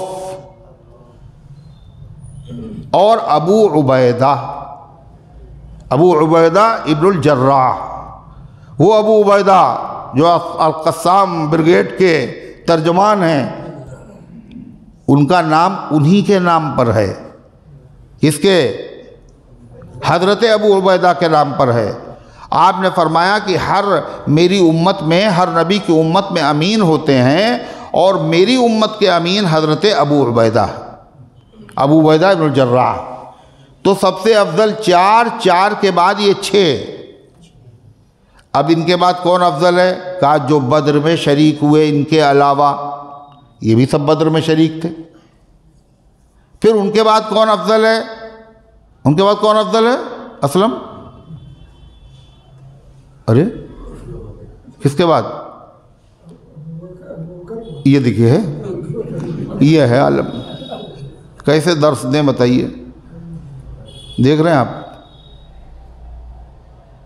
4 افضل، 4 کے بعد باقی عشرہ مبشرہ کے 6 افضل، اور 6 کے بعد جو بدر میں ان کے علاوہ شریک ہیں وہ سب سے افضل، اور بدر کے بعد جو احد میں شریک ہوئے وہ افضل، اور احد کے بعد جو حدیبیہ میں شریک ہوئے وہ افضل، اور حدیبیہ کے بعد جو فتح مکہ سے پہلے ایمان لے آئے، صدقہ کیا، اسلام کی خاطر قربانیاں دیں، وہ افضل ہیں۔ پھر فتح مکہ کے بعد والے افضل ہیں، پھر صحابہ کے بعد تابعین افضل ہے، اور پھر اس کے بعد اخیر تک سلسلہ جو بھی دین میں آگے بڑھ جائے وہ دوسرے کے مقابلے میں تقوی میں آگے بڑھ جائے وہ افضل ہے۔ مگر ان تمام صحابہ میں سب سے افضل حضرت صدیق۔ کیوں افضل ہے؟ سابقون الاولون، سب سے پہلے، سب سے آگے جو ہے وہ سب سے افضل اور سب سے اعلیٰ ہوگا۔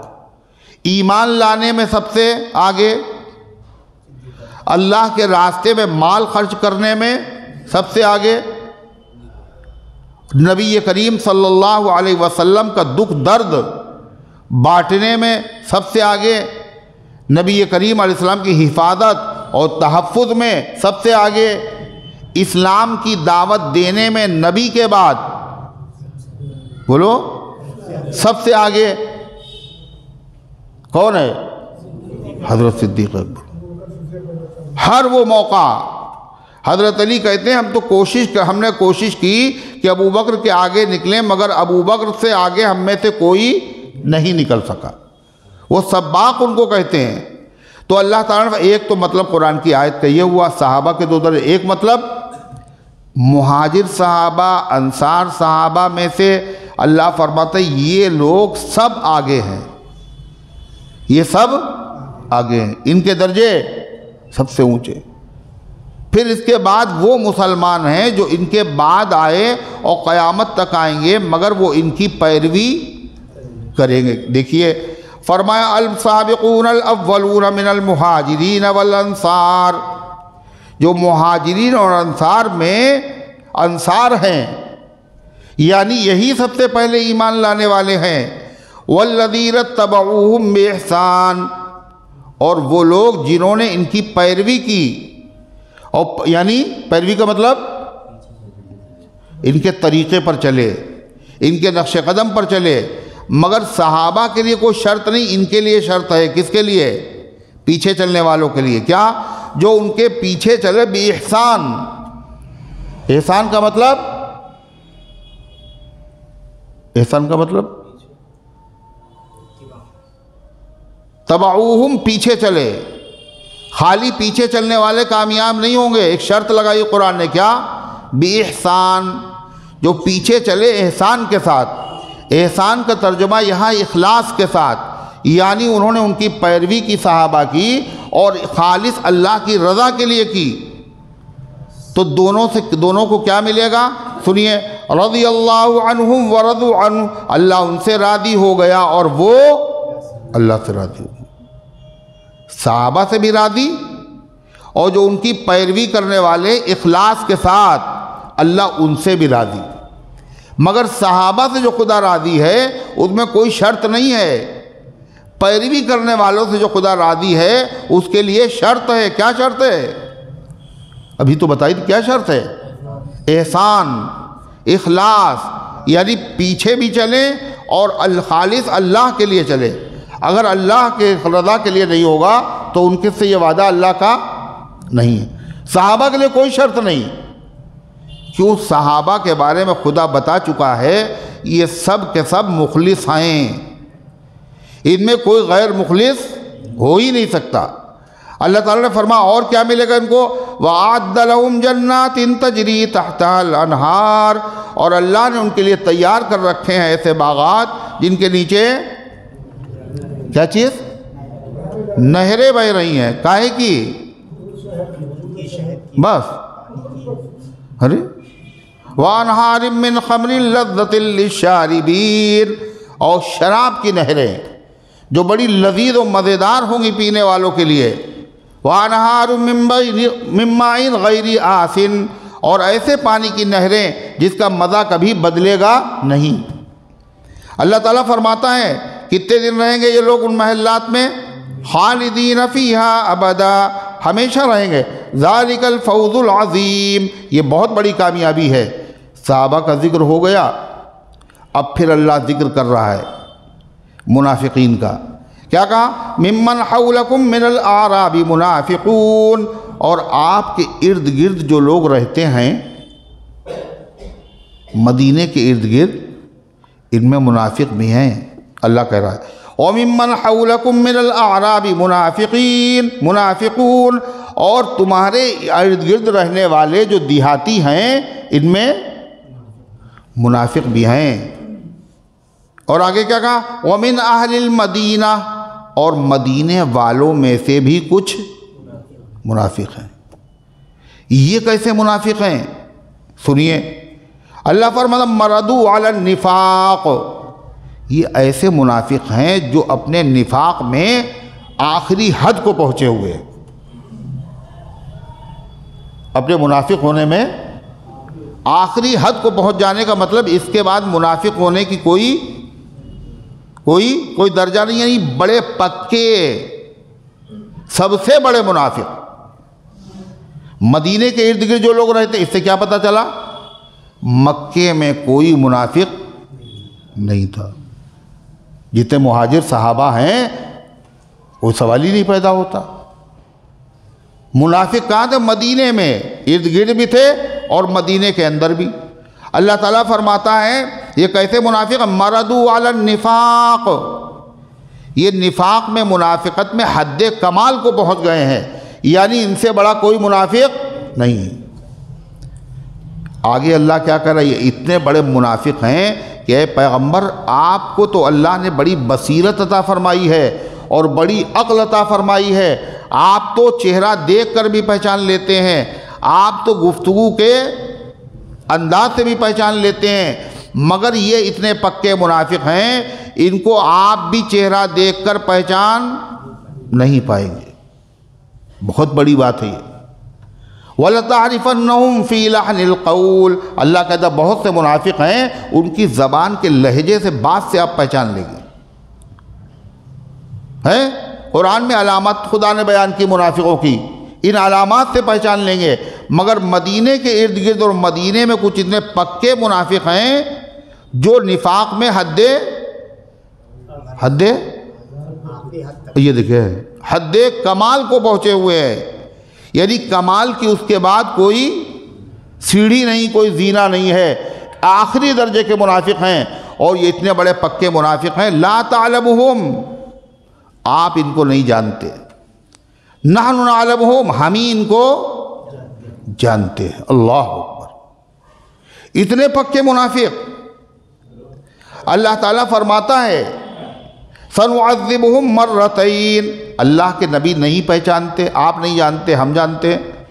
حالانکہ اس سے پہلے آپ سن چکے ہیں کہ حضور پاک صلی اللہ علیہ وسلم نے کچھ منافقوں کے نام کس کو بتائے تھے؟ حضرت حذیفہ رضی اللہ عنہ کو بتائے تھے، تو اللہ تو کہہ رہا آپ جانتے نہیں، ہم ہی جانتے۔ ایک روایت اس سے پہلے اور آ چکی، اللہ کے نبی صلی اللہ علیہ وسلم ممبر پہ کھڑے ہوئے اور مسجد نبوی میں، اور جمعے کا دن تھا، اور آپ نے 36 آدمیوں کا نام لیے، اور آپ نے فرمایا قم انک منافق، کھڑے ہو جاؤ تم منافق ہو، نکلو یہاں سے۔ وہ 36 آدمی نکلے ایک ایک کر کے۔ حضرت عمر کہتے ہیں مجھے دیر ہو گئی تھی، جب میں آنے لگا تو دیکھا لوگ جا رہے ہیں مسجد سے، ہم نے سوچا ارے نماز ختم ہو گئی کیا؟ جب میں مسجد میں آیا تو کہا عمر تمہیں پتہ ہے اللہ نے پردہ چاک کر دیا، منافقوں کو ننگا کر دیا، اللہ کے نبی نے ان کے نام لے لے کر کے نکال دیا۔ تو قرآن کی آیت تو کہہ رہی ہے لا تعلمہم، اے نبی آپ ان کو نہیں جانتے، تو نام لے کے 12 بتائے نام حضرت حذیفہ کو، اور 36 یہ ہیں۔ مطلب اس کا یہ ہے کہ یعنی آپ جانتے تو ہیں مگر سارے منافقین کو آپ نہیں پہچانتے ہیں، جن کو پہچانتے تھے ان کے نام لے لیے، ان کو نام بتا دیے، لیکن بہت سے ایسے ہیں جن کو آپ نہیں جانتے، ہم جانتے۔ اللہ فرماتا مگر ہمارا وعدہ یہ ہے ان منافقوں کو ہم 2 مرتبہ عذاب میں مبتلا کریں گے۔ کئی مرتبہ؟ سنعذبہم مرتین، ہم ان کو مبتلا کریں گے منافقین کو عذاب میں 2 مرتبہ۔ 2 مرتبہ کا مطلب 1 مرتبہ دنیا میں۔ کیسے دنیا میں؟ کیسے؟ ان کے اوپر حضرت حذیفہ فرماتے حضور نے کہا یہ 12 منافق ہیں، ان میں سے 6 ایسے ہیں جن کے ایک مرض پیدا ہو جائے گا، اس کا نام تھا دبیلہ، ایک پھوڑا نکلتا تھا کندھے پہ، اتنا زہریلا ہوتا تھا، اس کا اثر سینے تک جاتا تھا، اسی سے مرے گے یہ۔ حضرت حذیفہ فرماتے میں نے ان کو اسی طرح مرتے ہوئے دیکھا۔ تو ایک عذاب دنیا میں قید کیے جائیں گے، ذلیل ہوں گے۔ ارے ذلیل ہوئے نہیں، نکلو مسجد سے تم منافق ہو، کئی مرتبہ ننگے ہوئے نہیں ہوئے، وہی آ گئی، یہ جھوٹ بول رہے ہیں۔ تو کسی کا راز کھل جائے یہ عذاب ہے نہیں ہے۔ اس سے پہلے ایک آیت میں اور آ چکا ہے عذاب کا ذکر، کیا؟ اے ایمان والو، اے مسلمانوں، ہم نے جو ان منافقین کو مال دیا ہے تو اس سے تمہیں تعجب نہ ہونا چاہیے، یہ تو ہم نے اس لیے دیا تاکہ اس کے ذریعے سے ہم ان کو عذاب دیں۔ دنیا میں مال و دولت بھی منافقین کے لیے کیا ہے؟ عذاب ہے۔ ہر وقت ڈر رہنا، مسلمانوں کی ترقی سے جلتے رہنا، کیا ہے یہ بھی تو مستقل عذاب ہے۔ دوسرا عذاب کہاں ہے؟ قبر میں۔ اور آخری عذاب کہاں ہے؟ جہنم میں۔ کیا کہا؟ سنعذبہم مرتین، ہم ان کو عذاب میں مبتلا کریں گے، آخرت سے پہلے بھی دوہری سزا دیں گے۔ ثم یردون الی عذاب عظیم، پھر ان کو لوٹایا جائے گا ایک بہت بڑے عذاب کی طرف، اس سے بڑا کوئی عذاب نہیں ہو سکتا، وہ جہنم کا عذاب ہے۔ اور وہ کون سا عذاب ہے؟ جہنم کے سب سے نچلے حصے میں۔ ان المنافقین فی الدرک الاسفل من النار، منافق جہنم کے سب سے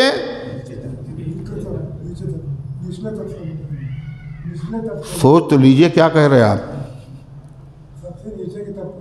کون؟ اچھا اچھا۔ وآخرون اعترفوا بذنوبہم خلطوا عملا صالحا وآخر سیئا، یہ تو ذکر تھا منافقین کا۔ غزوہ تبوک میں منافق نہیں گئے تھے، اور کچھ مسلمان بھی نہیں گئے تھے۔ جو مسلمان نہیں گئے تھے ان میں بھی 2 طرح کے لوگ تھے۔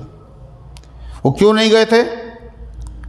کاہلی کی وجہ سے۔ صرف اس سے پہلے غزوات میں جاتے رہے، ہر کام میں شریک رہے۔ غزوہ تبوک چونکہ بہت دور کا غزوہ تھا، کھجوریں پک رہی تھیں، گرمی کا موسم تھا، سستی تھی، اس وجہ سے نہیں گئے۔ تو ان لوگوں میں سے بھی 2 طرح کے لوگ تھے۔ کئی طرح کے؟ ایک تو وہ تھے جب اللہ کے نبی واپس آئے تو یہ لوگ بہت شرمندہ ہوئے. مخلص لوگ تھے نا، بغیر عذر کے ہم نہیں گئے، ہم مجرم ہیں اللہ کے، ہم مجرم ہیں اللہ کے نبی کے. اور حضور صلی اللہ علیہ وسلم کے آنے سے پہلے ہی مارے شرم کے ان لوگوں نے اپنے آپ کو مسجد نبوی کے ستونوں میں جا کر کے کیا کیا؟ باندھ دیا، اور کہا کہ جب تک اللہ تعالیٰ کے نبی نہیں کھولیں گے ہم بھی اپنے آپ کو نہیں کھولیں گے. اللہ کے نبی صلی اللہ علیہ وسلم نے فرمایا کہ اگر یہ میرے پاس آتے تو ہم ان کے لیے مغفرت کی دعا کر دیتے. اب انہوں نے خود ہی باندھ لیا ہے تو ہم بھی اس وقت تک نہیں کھولیں گے جب تک کہ اللہ کی طرف سے توبہ ان کی قبول نہ ہو جائے. قرآن کی یہ آیتیں نازل ہوئی. اللہ کے نبی نے کہا ان کو کھول دو. جب کھولا گیا تو ایک صحابی ان میں سے ابو لبابہ بھی تھے. کون؟ حضرت ابو لبابہ. انہوں نے اپنے آپ کو کھلنے سے انکار کر دیا، کہا ہم کسی ہاتھ سے نہیں کھولیں گے، ہمیں مت کھولو، ہم اللہ کے نبی کے مجرم ہیں، نبی جب تک اپنے ہاتھ سے نہیں کھولیں گے ہم اپنے آپ کو کھلنا گوارا نہیں کر. اللہ کے نبی نے خود اپنے ہاتھوں سے ان کو کھولا. اللہ ہم سب کو مسجد نبوی لے جائے، اور ایک مرتبہ نہیں بار بار خدا لے جائے. ہم سب دیکھیں مسجد نبوی کے جو پلر ہیں ان میں سے ایک ستون پر لکھا ہے استوانہ ابی لبابہ. ابو لبابہ کا پلر، ابو لبابہ کا ستون، یہی وہ ستون ہے جس میں ان صحابی نے اپنے آپ کو باندھ لیا تھا اور کہا حضور جب تک نہیں کھولیں گے کھلیں گے نہیں. اس ستون کے پاس دعا کرنا، مغفرت کی، توبہ کرنا، یہاں دعائیں قبول ہوتی ہیں، یہاں توبہ قبول ہوتی ہے. کیوں؟ ایک مجرم نے توبہ کی تھی، اور وہ مجرم بھی کیسا، اللہ کو کتنا پسند تھا، جس کا تذکرہ خود قرآن میں ہے اور جس کو اللہ کے نبی نے اپنے ہاتھوں سے خود کھولا تھا. تو اللہ کیا کہتا ہے؟ وَآخَرُونَ اعْتَرَفُوا بِذُنُوبِهِمْ خَلَطُوا عَمَلًا صَالِحًا وَآخَرَ سَيِّئًا. اور دوسرے کچھ ایسے بھی میرے بندے ہیں جنہوں نے اقرار کر لیا اپنے گناہوں کا. ہاں حضور مجھ سے غلطی ہوئی، ہم جا سکتے تھے مگر نہیں گئے. اللہ فرماتا ہے خَلَطُوا عَمَلًا صَالِحًا وَآخَرَ سَيِّئًا. انہوں نے ملے جلے عمل کیے، کچھ اچھے عمل کیے اور کچھ ان سے غلط بھی ہو گیا. غلط کیا ہوا؟ غزوہ تبوک میں نہیں گئے. اچھے کیا ہوئے؟ اس سے پہلے بھی اچھے کیے. اس کے بعد میں اچھا کام کیا کیا؟ اپنی غلطی کو انہوں نے مان لیا، اعتراف کر لیا، ندامت کی. یہ بھی تو توبہ ہے. اللہ فرماتا ہے عَسَى اللَّهُ أَن يَتُوبَ عَلَيْهِمْ. امید یہ ہے کہ اللہ ان کی توبہ کو قبول کر لے گا. اللہ جب کہے امید ہے اس کا مطلب یہ اللہ کا وعدہ ہے کہ اللہ ان کی توبہ کو قبول کر لے گا. ان اللہ غفور الرحیم. بے شک اللہ بخشنے والا، رحم فرمانے والا ہے. حدیث میں آتا جب وہ کھل گئے اور حضور نے ان کی توبہ قبول کر لی تو وہ آئے کہنے اے اللہ کے رسول، اتنا بڑا انعام اللہ نے مجھے دیا ہے، اس کا شکرانہ بھی تو ہونا چاہیے. ہم چاہتے ہیں کہ سارا مال ہم اللہ کے راستے میں صدقہ کر دیں، سارا مال. اللہ کے نبی علیہ السلام نے فرمایا مجھے مال قبول کرنے کا اللہ نے حکم نہیں دیا ہے. اس کے بعد قرآن کی یہ آیت آگے نازل ہو گئی. کیا اللہ کیا کہا؟ صحابہ کیسے تھے، ادھر دل میں آتا تھا کوئی بات کہتے تھے، اللہ ان کی سفارش نبی سے کر دیتا تھا. دیکھیے نا کیا کہا اللہ تعالیٰ نے، خُذْ مِنْ أَمْوَالِهِمْ صَدَقَةً تُطَهِّرُهُمْ وَتُزَكِّيهِمْ بِهَا. اے پیغمبر ان کے مالوں میں سے آپ صدقہ لے لیجئے. یہ دینا چاہتے ہیں تو ان کے دلوں کو چھوٹا نہ کیجئے، ان کا صدقہ آپ مالوں میں سے لے لینے کا مطلب پورا مال نہ لیجئے، تھوڑا لے لیجئے. تھوڑے کا مطلب یعنی پورے مال میں سے تہائی حصہ لے لیجئے. اگر کوئی وصیت بھی کرے تو شریعت کا مسئلہ کیا ہے؟ تہائی مال میں وصیت کرے. وہ اگر وصیت کر گیا میرے بعد حج کرا دینا میرے پیسے سے، بعد میں بانٹنا تم اپنی جائیداد، تو تہائی مال میں اس کی وصیت چلے گی۔ اگر تہائی مال میں حج کرنے کے برابر پیسہ اس نے چھوڑا ہے تو وارثین پر لازم ہے کہ وہ اس کی طرف سے حج بدل کروائیں، اور اگر اتنا نہیں چھوڑا جس میں حج ہو سکے، تہائی مال اتنا نہیں ہے، تو وارثین کا احسان ہے، وہ چاہے تو اپنی طرف سے بڑھا کے دے دیں، بھائی اتنا نہیں ہے چلو اتنا صحیح ہماری طرف سے، مگر حج بدل کر دو۔ تو اللہ تعالیٰ فرما رہے یہ تو پورا مال دینے کے لیے آئے ہیں، مگر ہم آپ سے یہ کہتے ہیں لے لیجئے آپ ان کے مالوں میں سے صدقہ۔ مالوں میں سے کا مطلب پورا نہ لیجئے، تھوڑا لے لیجئے۔ تطہرہم، اور مال لے کر کے ان کو پاک کر دیجئے۔ کاہے سے؟ کاہے سے؟ ارے بولو، گناہ اگر ہو گیا تھا تو توبہ تو کر لی انہوں نے، نہیں کر لی؟ تو توبہ سے تو پاک ہو جاتا ہے آدمی۔ التائب من الذنب کمن لا ذنب لہ، گناہوں سے توبہ کرنے والا ایسا ہو جاتا ہے گویا کہ اس نے گناہ کیا ہی نہیں۔ پھر یہ کیوں کہا جا رہا ہے مال لے کے ان کو پاک کر دیجئے؟ اس کا مطلب یہ ہے توبہ کرنے سے بندہ پاک و صاف تو ہو جاتا ہے، لیکن پھر بھی گناہوں کے کچھ اثرات رہتے ہیں۔ وہ اثرات کیسے جائیں گے؟ کا صدقہ کرنے سے۔ نہیں سمجھ میں آیا؟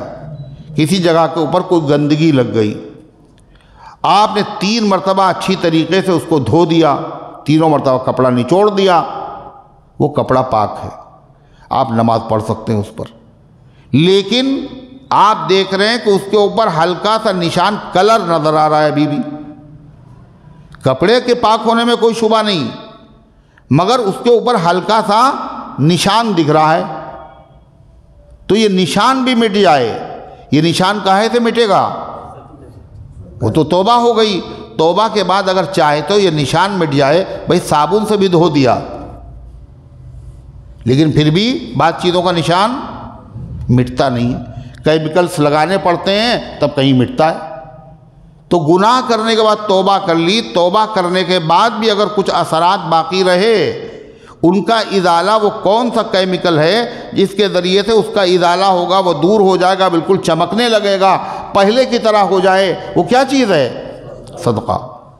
اس لیے اللہ فرما رہا ہے لے لیجئے ان کے مالوں میں صدقہ اور پاک کر دیجئے ان کو، وَتُزَكِّيهِمْ بِهَا، اور اے پیغمبر ان کو گناہوں سے اس کے ذریعے سے پاک و صاف کر دیے، وَصَلِّ عَلَيْهِمْ، اور اے پیغمبر ان کو دعا بھی بولو دے دیجئے۔ کیوں؟ صحابہ آئے تھے کاہے کے لیے؟ کہ حضور اللہ نے توبہ قبول کر لی، مال قبول کر لیجئے۔ آپ نے کہا اللہ نے حکم نہیں دیا، خدا نے قرآن نازل کیا، یہ کہہ رہے ہیں مال دینے کے لیے، مال قبول کر لیجئے۔ صحابہ کا مقصد کیا ہوتا تھا صدقہ کرنے سے؟ ایک تو اللہ ہمیں پاک و صاف کر دے، دوسرا مقصد کیا ہوتا تھا؟ اللہ کے نبی کی عادت ہے جب کوئی صدقہ کرتا ہے تو حضور اس کو دعا دیتے ہیں، اے پیغمبر یہ دعاؤں کے بھی حریص ہیں، یہ چاہتے کہ نبی کی دعا ہمیں مل جائے، لہذا اللہ سفارش کر رہا ہے نبی سے صحابہ کو دعا بھی دے دیجیے۔ اللہ اکبر۔ اس سے صحابہ کا مقام اور مرتبہ اللہ کے وہاں کیا ہے معلوم ہوتا ہے۔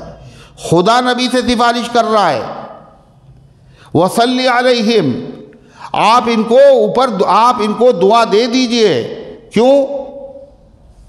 کیوں دعا دے دیجئے؟ آگے وجہ دیکھیے، اِنَّ صَلَاتَكَ سَكَنٌ لَهُمْ، بے شک آپ کا دعا کر دینا یہ ان کے لیے دل کے اطمینان کا سبب بن جائے گا۔ حضور نے اب دعا کر دی، اب تو مسئلہ بالکل پاک و صاف ہو گیا ہے، اب تو کچھ باقی ہی نہیں بچا۔ نبی کی دعا ایسی ہوتی ہے صحابہ کا دل مطمئن ہو جائے، دل جوئی کے لیے اللہ تعالیٰ نبی سے کہہ رہا ہے ان کے لیے دعا بھی کر دیجئے۔ اس میں دعا کے لیے لفظ جو آیا ہے وہ آیا صلات۔ صلات کے اصلی معنی دعا ہی کے ہیں۔ اللہم صلی علی محمد یہ دعا ہے، مگر حضور پاک علیہ السلام نے لفظ صلات سے صحابہ کو دعا دی ہے، لیکن بعد میں یہ لفظ جو ہے یہ خاص ہو گیا کس کے لیے؟ انبیاء علیہ السلام کے لیے بس، صلی اللہ علیہ وسلم کس کے لیے کہا جائے گا؟ انبیاء علیہ السلام کے لیے۔ عام لوگوں کے لیے دوسرے دعا کے کلمات کہے جائیں گے۔ تو کیا فرمایا؟ ایک حدیث میں آتا ہے، ایک صحابی ہے، ان کا نام ہے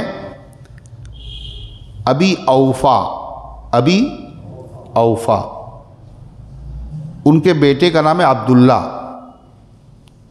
تو وہ عبداللہ بتاتے ہیں ہمارے والد ابی اوفا صدقے کا مال لے کر کے حضور پاک صلی اللہ علیہ وسلم کے پاس گئے، آپ نے اس کو قبول کیا، اس کے بعد کہا صلی اللہ علی آل اوفا، اللہ ابی اوفا کی اولاد پر رحمت نازل کرے۔ حضور نے اسی لفظ سے دعا دی۔ ایک روایت میں آتا ہے کہ ایک صحابی حاضر ہوئے اور کہا اللہ کے رسول مجھے دعا دے دیجئے اور میری بیوی کو بھی دعا دی تھی۔ تو آپ نے فرمایا صلی اللہ علیہ وعلا زوجی کا، اللہ رحمت نازل کرے تمہارے اوپر بھی اور تمہاری بیوی کے بھی۔ تو صحابہ چاہتے تھے، جو چاہتے تھے اللہ ان کی مراد پوری کر دیتا تھا۔ اس لیے صحابہ کیا تھے؟ متقی۔ کیا تھے؟ متقی کسے کہتے ہیں؟ اللہ سے ڈر کر گناہوں سے بچنے والا۔ اور متقیوں کے بارے میں اللہ کا انعام یہ ہے کہ جو وہ چاہتے ہیں اللہ ان کی مراد کو پورا کر دیتا ہے۔ من چنی خواہم خدا خواہت چنی، می دہد یزداں مراد متقی۔ ہم یہ چاہتے ہیں اور خدا بھی یہی چاہتا ہے، اور اللہ متقی لوگوں کی مراد کو پورا کر دیتا ہے۔ امام احمد بن حنبل رحمۃ اللہ علیہ امام ہے حدیث کے، فقہ کے، متقی۔ انہوں نے اللہ تعالیٰ کو خواب میں دیکھا 99 مرتبہ۔ کتنے مرتبہ؟ کس کو دیکھا؟ کس نے؟ امام احمد بن حنبل، 99 مرتبہ۔ پھر ان کا جی چاہا ایک مرتبہ اور دیکھتے، اور اگر اب کی دیکھیں گے تو اللہ میاں سے سوال بھی کریں گے۔ تو انہوں نے چاہا، اللہ نے مراد پوری کر دی، پوری سنچری ہو گئی۔ 99 مرتبہ دیکھا تھا، پھر 100 مرتبہ دیکھ لیا۔ جب اللہ کی زیارت ہوئی تو امام احمد بن حنبل رحمۃ اللہ علیہ نے اللہ سے سوال بھی کیا، اے اللہ یہ بتائیے کہ آپ کے قریب آنے کا سب سے آسان راستہ کون سا ہے؟ کیا پوچھا؟ آپ کے قریب آنے کا سب سے آسان راستہ کون؟ صدقہ یا غریبوں کی مدد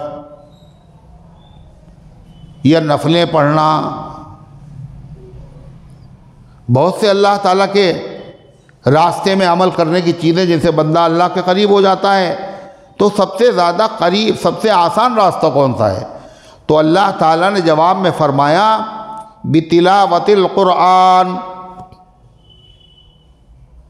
قرآن کی تلاوت کرنا یہ مجھ سے قریب ہونے کا سب سے آسان راستہ ہے۔ تو یہ عمل بڑا آسان ہے ہم لوگوں کے لیے، مگر پھر بھی لوگ اللہ میاں کے قریب ہونا نہیں چاہتے۔ امام احمد بن حنبل کہتے ہیں میں نے پھر ایک سوال کیا، بفہم او بلا فہم، سمجھ کر اے اللہ پڑھیں تو آپ کے قریب آئیں گے، یا بغیر معنی سمجھے ہوئے پڑھیں جب بھی آپ کا قرب مل جائے گا؟ فرمایا بفہم او بلا فہم، معنی سمجھ کر تلاوت کرو گے جب بھی میرے قریب آ جاؤ گے، اور معنی اگر نہیں بھی سمجھو گے تلاوت کرو گے جب بھی ہمارے قرب سے خالی۔ اس کا مطلب کیا ہوا؟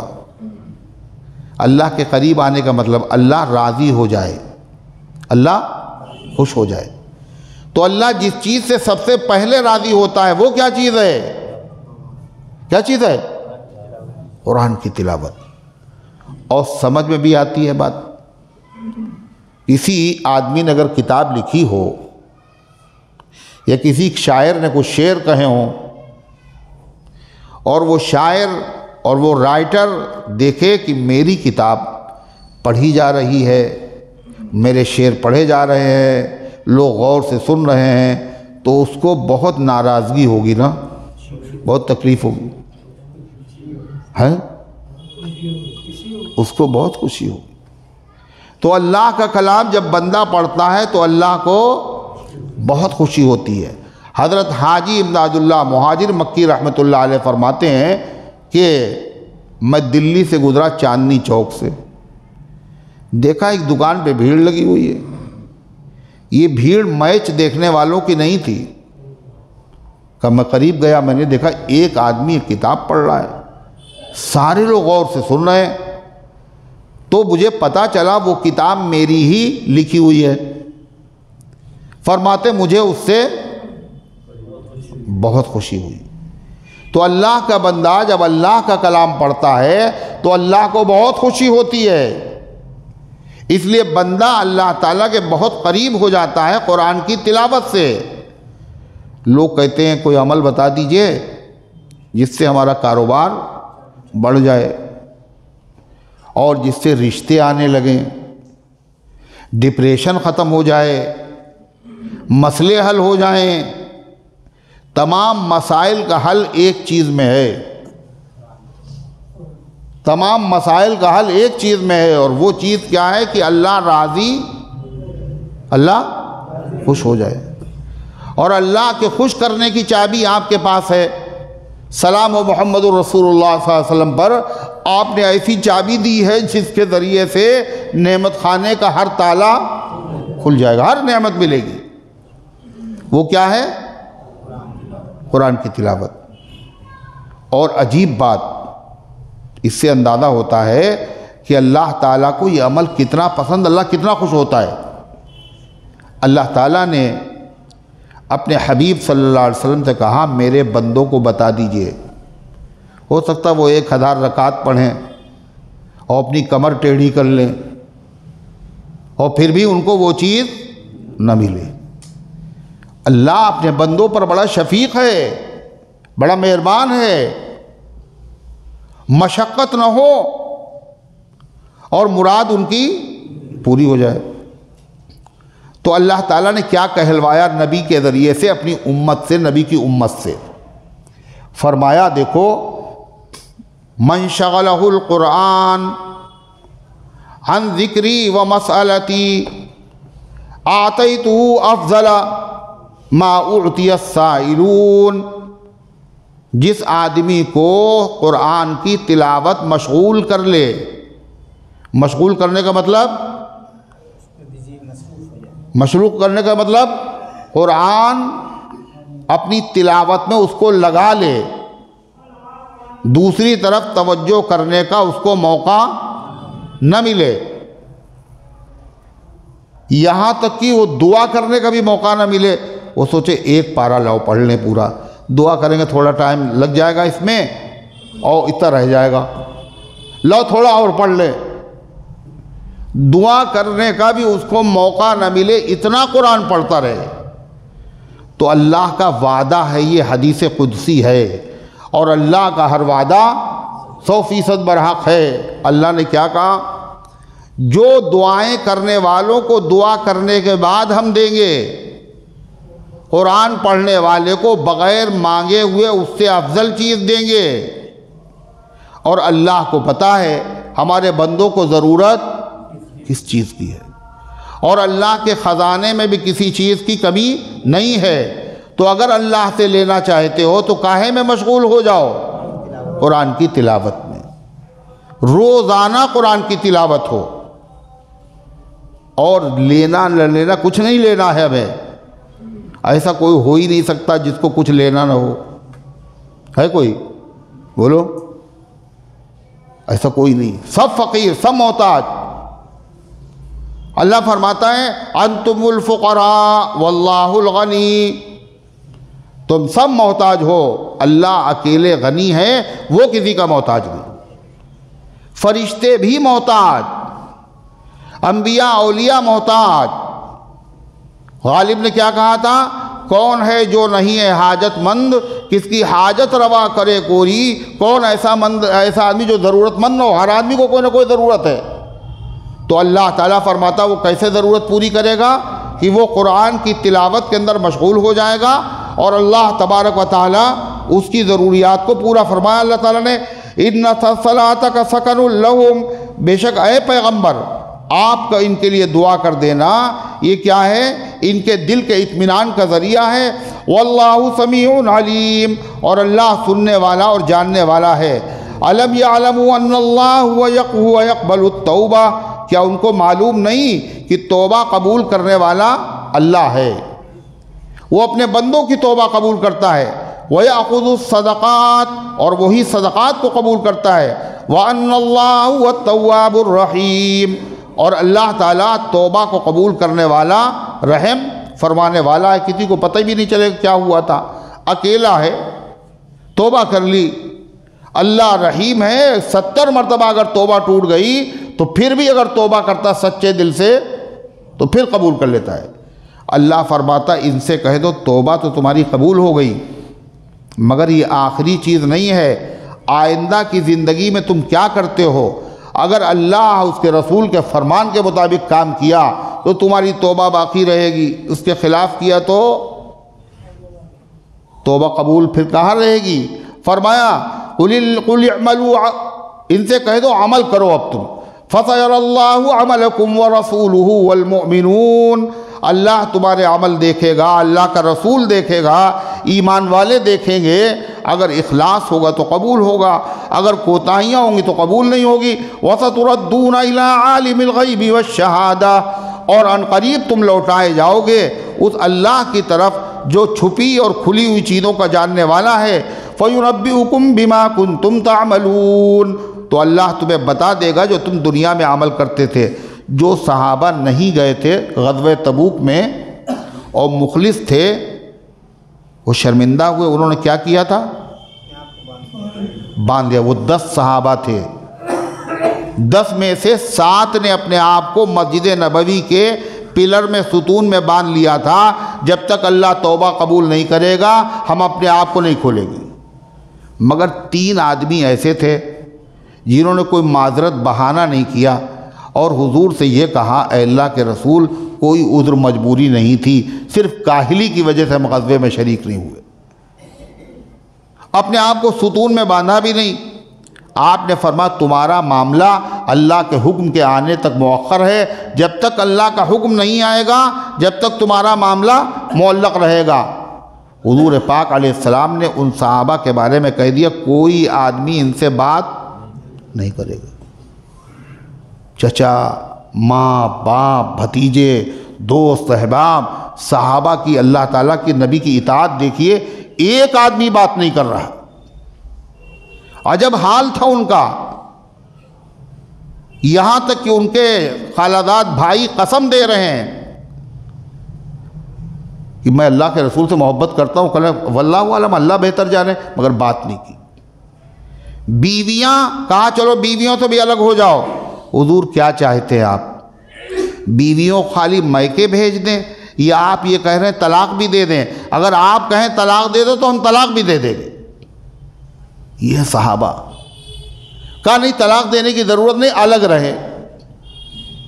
صاحب 1 دن نہیں، 2 دن نہیں، 50 دن گزر گئے۔ آگے آئے گا اس کا تذکرہ تفصیل کے ساتھ۔ تو غرضے کی 50 دن کے بعد ان کی توبہ قبول ہو گئی۔ ان کا اس آیت کے اندر ذکر ہے، اللہ فرماتا ہے وَآخَرُونَ مُرْجَوْنَ لِأَمْرِ اللَّهِ، اور کچھ ایسے لوگ ہیں جن کی توبہ کے معاملے کو ابھی مؤخر رکھا گیا ہے، معلق رکھا گیا ہے۔ اِمَّا يُعَذِّبُهُمْ وَإِمَّا يَتُوبُ عَلَيْهِمْ، یا تو اللہ ان کو سزا دے گا، اللہ کی مرضی، یا اللہ ان کی توبہ کو قبول فرمائے گا۔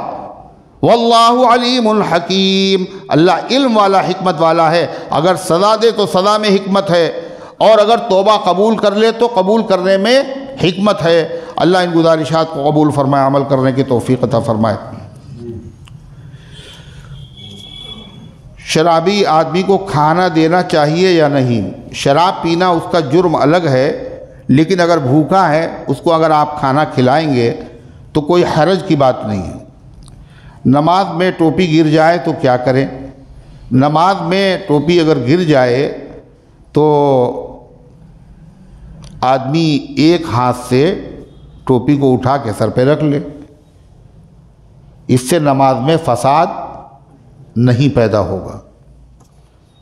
اللہم صلی علی سیدنا وعلی آل سیدنا کما تحب و ترضی عدد ما تحب و ترضی اللہم انت السلام ومنک السلام تبارک یا ذا الجلال والاکرام۔ اے اللہ ہم سب کی حاضری کو اپنی رحمت سے قبول فرما، ایمان کامل عطا فرما، اعمال صالحہ کی توفیق عطا فرما، نفس و شیطان کے دھوکے سے، برے کاموں سے، بری باتوں سے اللہ ہم سب کی حفاظت فرما۔ اس درس قرآن کو اپنی رحمت سے قبول فرما، اس کے فیض کو گھر گھر کے اندر پہنچا دے۔ اے اللہ اس کی برکت سے بیماروں کو شفا عطا فرما، حاجت مندوں کی حاجتوں کو پورا فرما۔ اے اللہ تیرے وہ حکم جو تو نے قرآن میں بیان کیے، افسوس ہم نے قدر نہیں کی۔ اے اللہ ہم نے ان کو جاننے کی بھی کوشش نہیں کی۔ اے اللہ ہمارا ان پر عمل نہیں ہے۔ اے مالک پوری امت کو قرآن و سنت سے جوڑ دے۔ اے اللہ قرآن سمجھنے کی، پڑھنے کی، سیکھنے کی، سننے کی توفیق عطا فرما، اس کی حکموں پر عمل کرنے کی بھی توفیق عطا فرما دے۔ سارے عالم میں ہدایت کی ہواؤں کو چلا دے۔ اپنے دین کی خدمت کے لیے اے اللہ ہم سب کو قبول فرما لے، دین کی خدمت کرنے والوں کی خدمت کے لیے ہم سب کو قبول فرما لے۔ جہاں کہیں دین کا کام جس انداز سے بھی ہو رہا ہے اے اللہ اس میں برکت عطا فرما، رکاوٹوں کو دور فرما۔ اے اللہ دین کی خدمت کرنے والے علماء، ائمہ، مشائخ، بزرگان دین ان سب کی عمروں میں برکت عطا فرما۔ اے اللہ مسجد اقصیٰ کی حفاظت فرما، مسجد اقصیٰ کی حفاظت کرنے والوں کی حفاظت فرما۔ اے اللہ جو مجاہدین اپنی جانوں کا نذرانہ پیش کر رہے ہیں، جان پر کھیل کر کے اے اللہ تیرے گھر کے تقدس کے لیے، حفاظت کے لیے لڑ رہے ہیں، اے اللہ غیب سے ان کی مدد فرما، غیب سے ان کی نصرت فرما۔ اے اللہ اپنی قدرت کا کرشمہ دکھا دے۔ اے اللہ جو ظالم ظلم کر رہے ہیں بچوں پر، عورتوں پر، بے گناہوں پر، بوڑھوں پر، اے اللہ مظالم کی انتہا ہو چکی ہے۔ اے مالک تیرے علم میں ہے، تجھے ہر طرح کی قدرت حاصل ہے۔ اے اللہ اب ان ظالموں کو عبرتناک سزا عطا فرما دے۔ اے اللہ ان کے منصوبوں کو خاک میں ملا دے۔ اے اللہ ان کی تدبیروں کو انہی پر الٹ دے۔ اے اللہ ان کے دماغوں کو معوف کر دے۔ اے اللہ جو ان کے حامی ہیں، ان کو سپورٹ کرنے والے ہیں، اے اللہ ان سب کو عبرتناک سزا عطا فرما، اور ان سب کو اسی دنیا میں ہم سب کی آنکھوں کے سامنے ذلیل اور رسوا فرما دے۔ اے اللہ تمام مساجد کی، مدارس کی، مراکز اسلامیہ کی حفاظت فرما، حرمین شریفین کی حفاظت فرما، مسلم حکمرانوں کو دینی غیرت اور حمیت عطا فرما۔ اے اللہ صحیح وقت پر صحیح فیصلہ کرنے کی توفیق عطا فرما۔ اے اللہ ہمارے ملک کی، ہمارے وطن کی فرقہ پرستوں کی شرارت سے حفاظت فرما، ہر طرح کا امن و امان قائم فرما۔ اے اللہ جو دنیا سے جا چکے ان سب کو معاف فرما، ہم سب کو اسلام پر زندہ رکھ، ایمان پر موت دے، ایمان والوں کے ساتھ حشر فرما، آمین۔